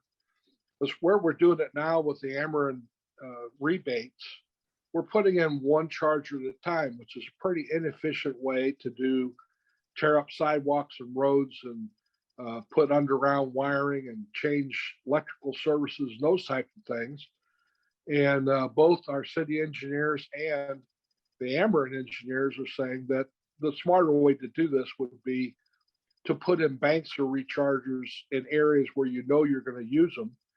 So in our major vehicle parks, we want to put in banks of these so that we're ready as we expand. The charging system's already there. In order to do that, we have to have the capital to start with. If we don't get the capital to start with, then we're going to have to keep doing it piecemeal, and it's going to take months longer to get it every time and end up costing about 40% more, is what they're telling me.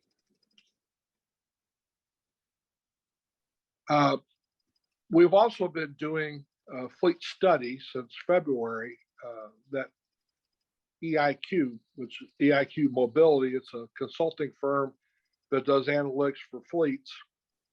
And Ameren funded the study because it's specifically about electric vehicles. So we appreciate that.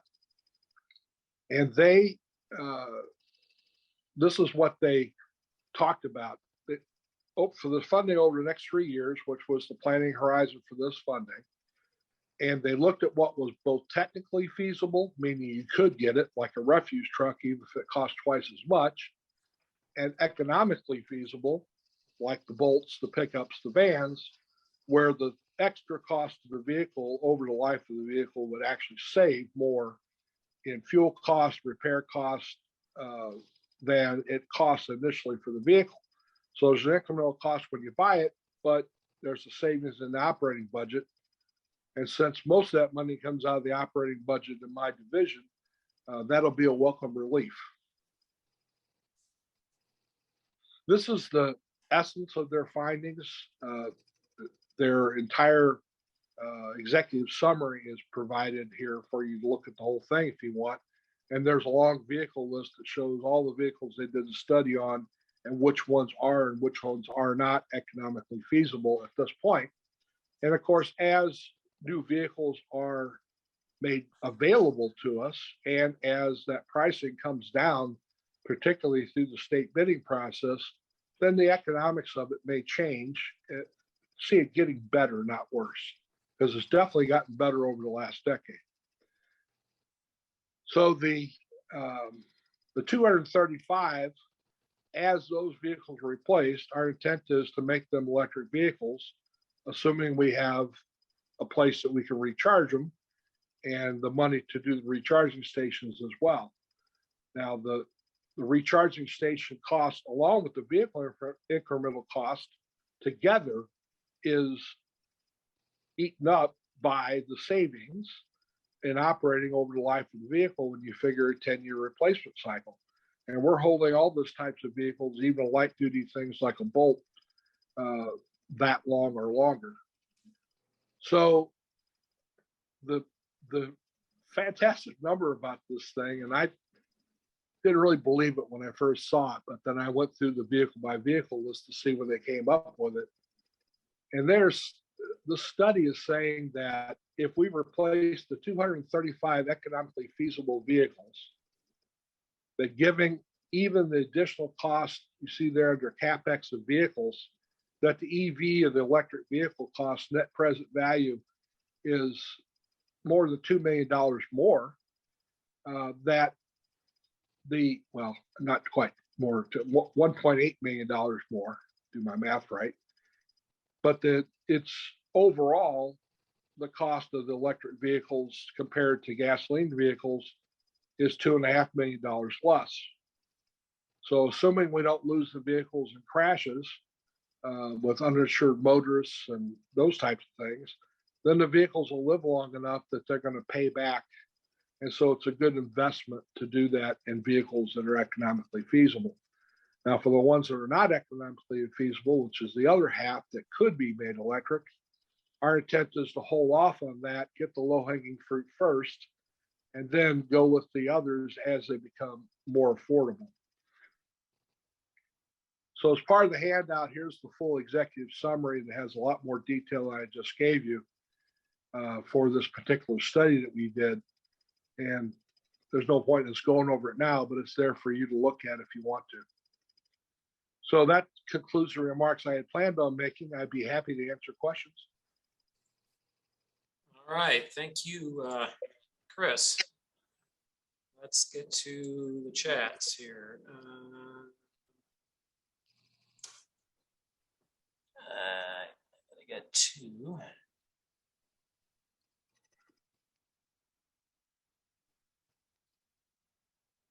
The first one. Okay.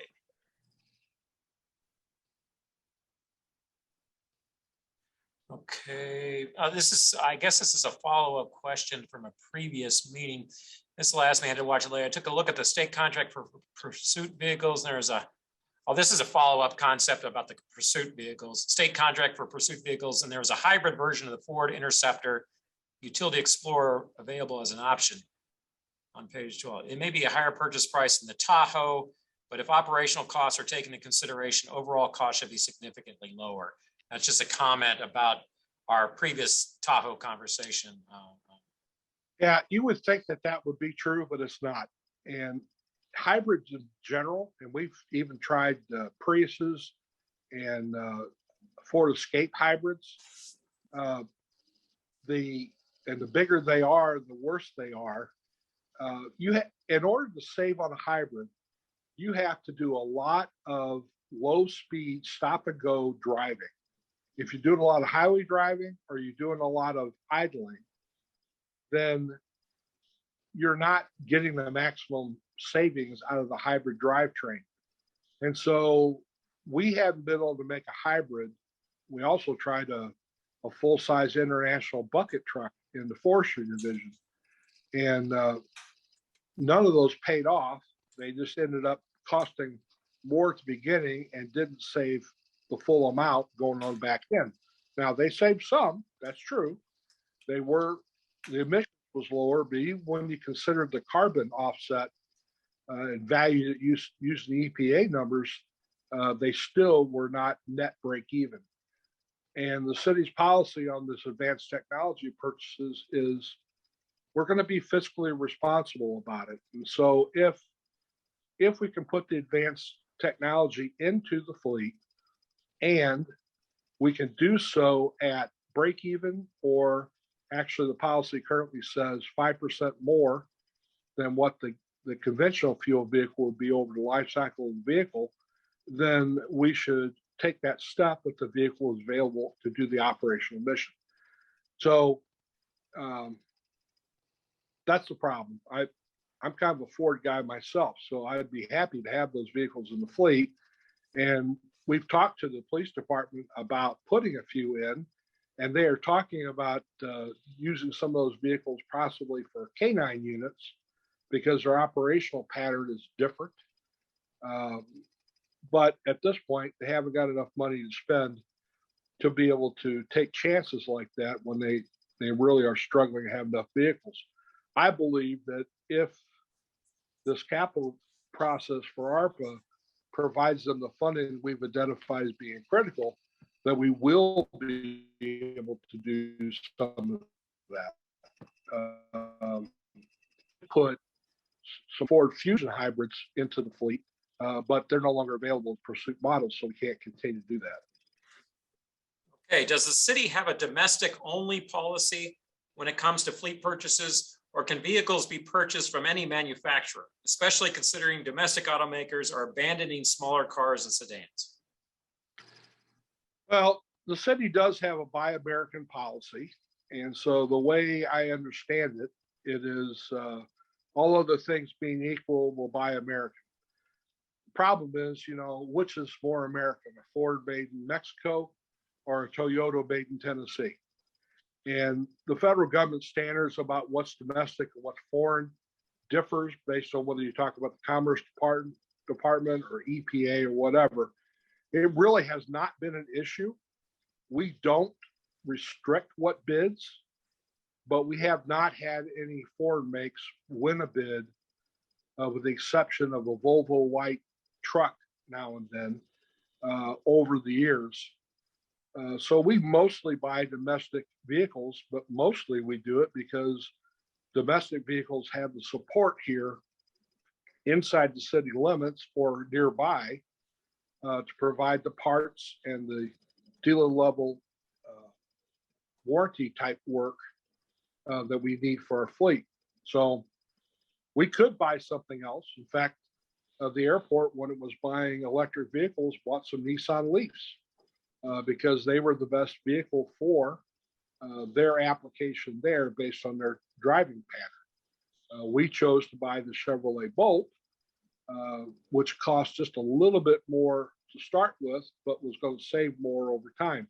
So it didn't have anything to do with whether it was Chevrolet or Bolt. It had to do with operationally how it met what the needs were. Okay, here's a comment. Just impressed with the look of the electric Mack truck for refuse. So we should put it in a parade. Yeah, that is an impressive looking vehicle. Also a comment, very helpful, informative on the long-term plan for the city. Thanking you, Chris.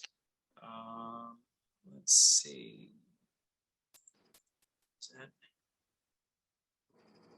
Is that all we have for the chats? No, here we go. I wasn't moving. Let's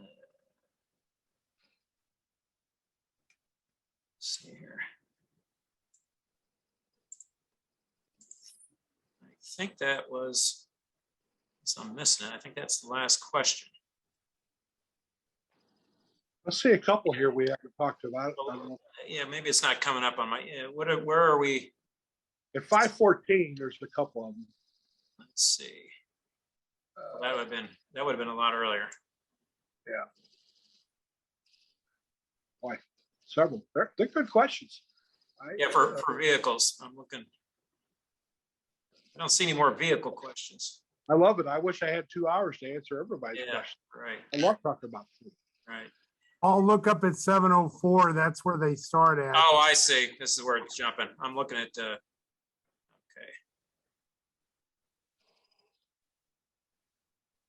Let me get there. All right. Okay, here we go. Here we go. Okay, related to the streets department.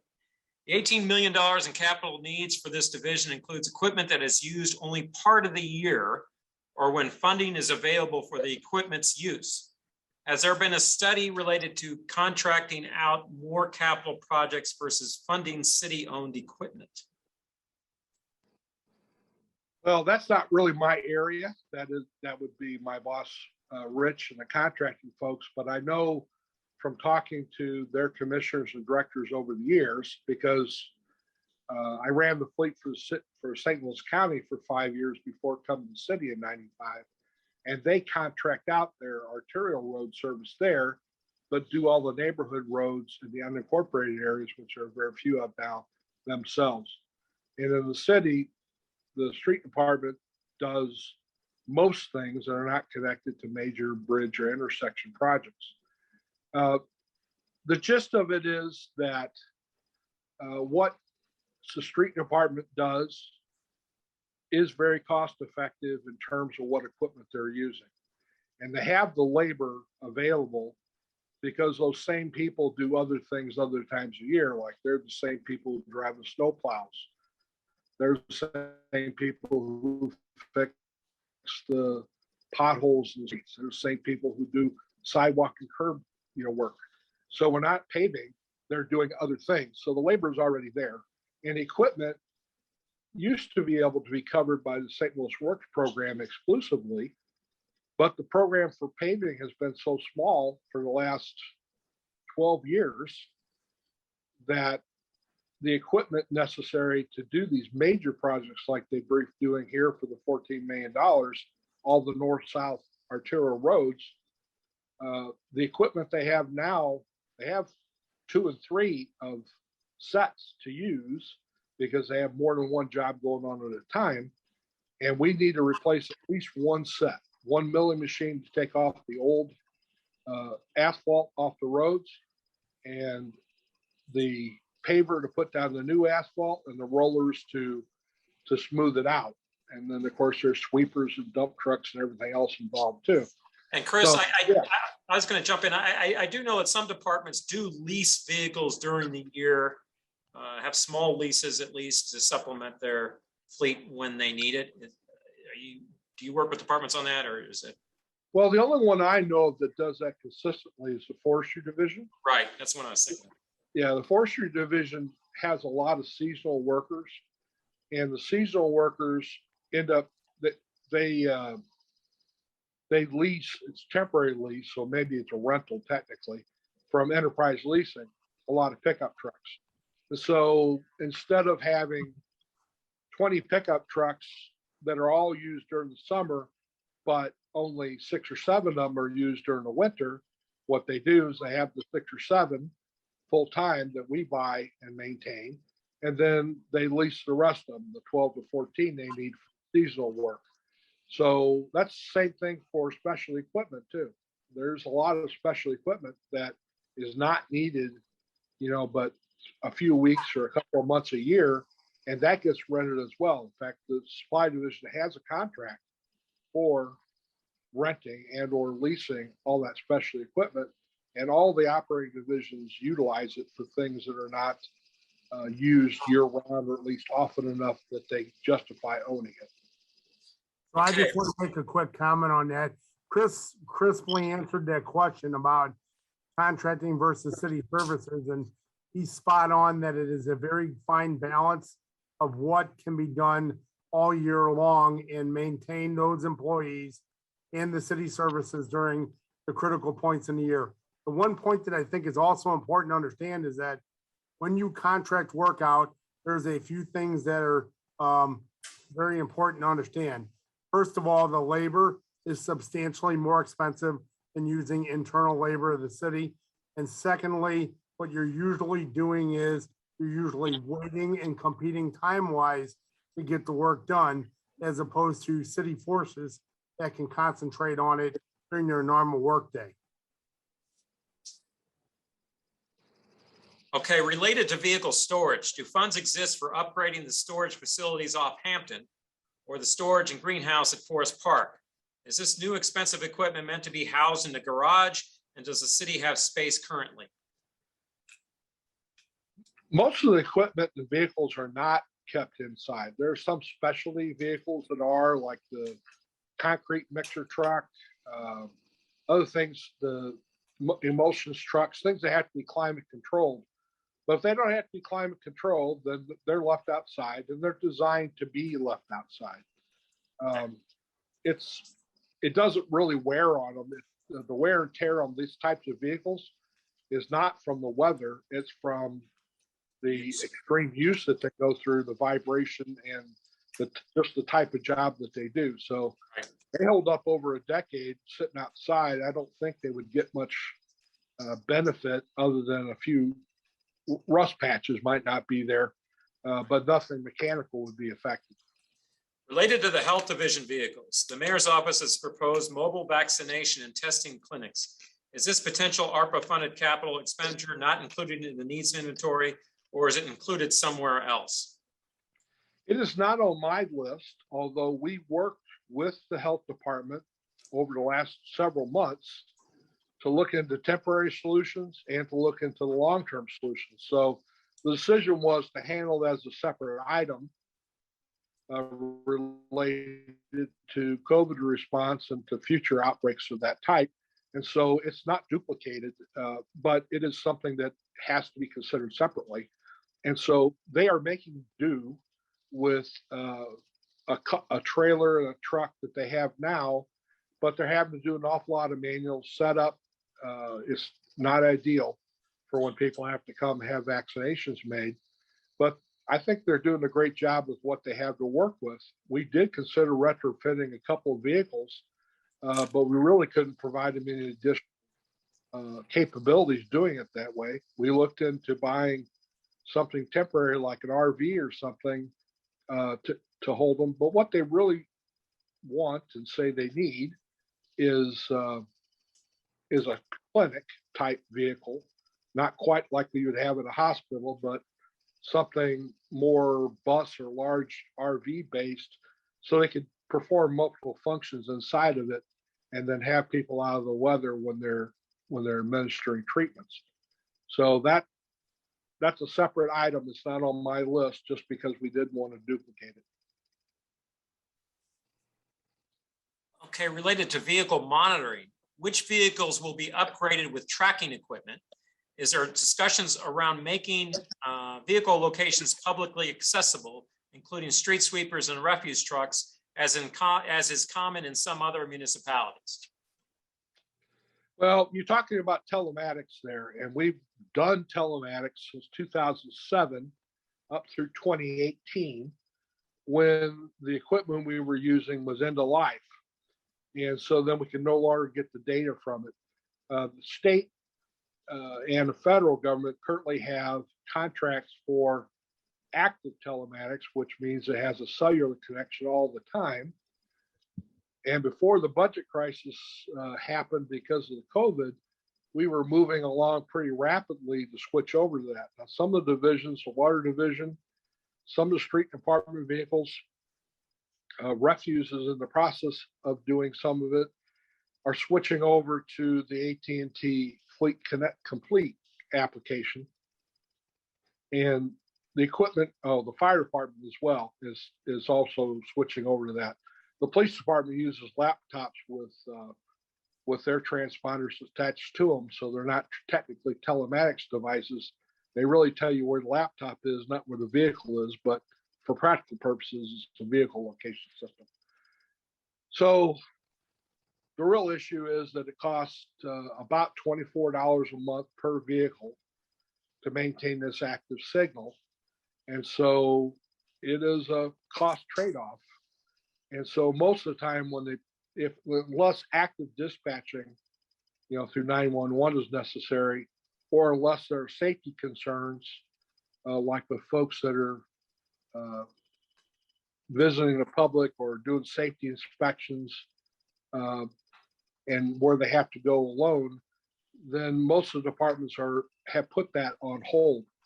As to whether or not it'll be accessible to the public or not is really a decision for the administration to make. The data goes to a website that's accessible to all the city employees involved, the city managers. And so theoretically it could be, but I don't know if there's any concerns about what data should and shouldn't be available. I do know that when we had the telematics operating all those years, that there was a day that went by that we didn't check on things like sweepers and refuse trucks doing routes and dump trucks and everything else involved in it. We had a little over 600 vehicles covered before the equipment went into life, and now I think we're only back up to about 200. Yeah, I know in the budget, the street department had an item for that as well. So I guess that's what they're talking about as well. But I'll defer to that question on availability that you said to the administration. So we have a technical solution. We just don't have the money to apply it at this point. Related to older vehicles and equipment, does the city have a formal policy related to passing along older vehicles and other equipment? The streets get new equipment that is passed to forestry and then to other departments or programs at end of life. Well, that doesn't happen as much as it used to, mostly because everybody's having to use everything until it dies. But the way it works is that if a vehicle gets replaced, the primary vehicle will go into secondary use. And so let's say we have 80 refuse trucks. In order to have 50 of those ready to go every day, there are 30 of them that are broken in our shop being fixed or out at commercial repairs being done. So you have a certain number of spares you have to have. So usually what we do is we run 8 or 10 years of primary service, and then we run 4 or 5 years of secondary service. And then if there's still any use left in them, then yes, we will pass those down to other departments if they need them. So things like pickup trucks, occasionally a dump truck, occasionally a flatbed truck, something that's a general application will get passed down. And so when vehicles are made surplus, then my division does the reassignment for it, because we're the ones who are deciding that this vehicle is repairable or not repairable. And if it's not repairable, then we're looking for a replacement for it, either through the capital program, which typically takes a year to year and a half from the time you identify it until the time the vehicle shows up. And so we will often fill in with used vehicles. The airport also replaces vehicles, although they're older and more shot now than they used to be. And so those get passed down too. We just pay the cost for the value of it at resale, and then forestry parks have used trucks from there. Used to be the police department, when they were rotating vehicles every 3 to 4 years. Those vehicles used to go into the pool, the comptroller. They used to go to the building division, and so where you just had a need for a sedan, but it was a low mileage unit, then we would use them for the last of their life. But now the police vehicles are used 6.5 to 10 years. And so by the time we take those out of the fleet, they're not really good for anything. So maybe 4 or 5 a year will get passed down to somebody else. Related to vehicles for street director's office, does the director's office have the ability to have a shared vehicle? The needs list has 4 or so new vehicles for this office, while the circuit attorney's office has vehicles of the same age, not prioritized for replacement. Is this due to differences in usage? Are there potential savings with the shared vehicle program? That's a good question. And there are fewer vehicles than there are people using them in both of those circumstances. I think there are two people sharing the vehicles in the director's office of the street department, but they're out on the road almost every day, 3 or 4 places, using those vehicles. So they're relatively high mileage, and they don't go home at night. They're not perk vehicles. They're actually used for the stated purpose. And the circuit attorney's office is a little bit different because those vehicles are operated by investigators, basically detectives that work for the circuit attorney. And so they mostly make long trips to get witnesses, bring them into town for court appearances.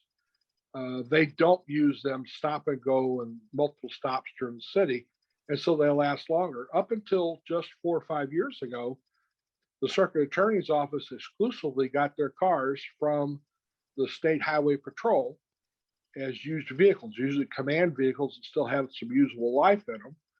And we just started buying them smaller, more fuel efficient vehicles as they were unable to get those from the highway patrol anymore because the highway patrol no longer uses that type of sedan either. So it's everybody benefits from sharing vehicles whenever it's possible. Nobody's taking them home unless they have a bona fide on-call reason for it. And those vehicles that are driven long trips, highway mileage mostly, are much less quickly consumed than those vehicles that are running around stop and go traffic to multiple sites every day.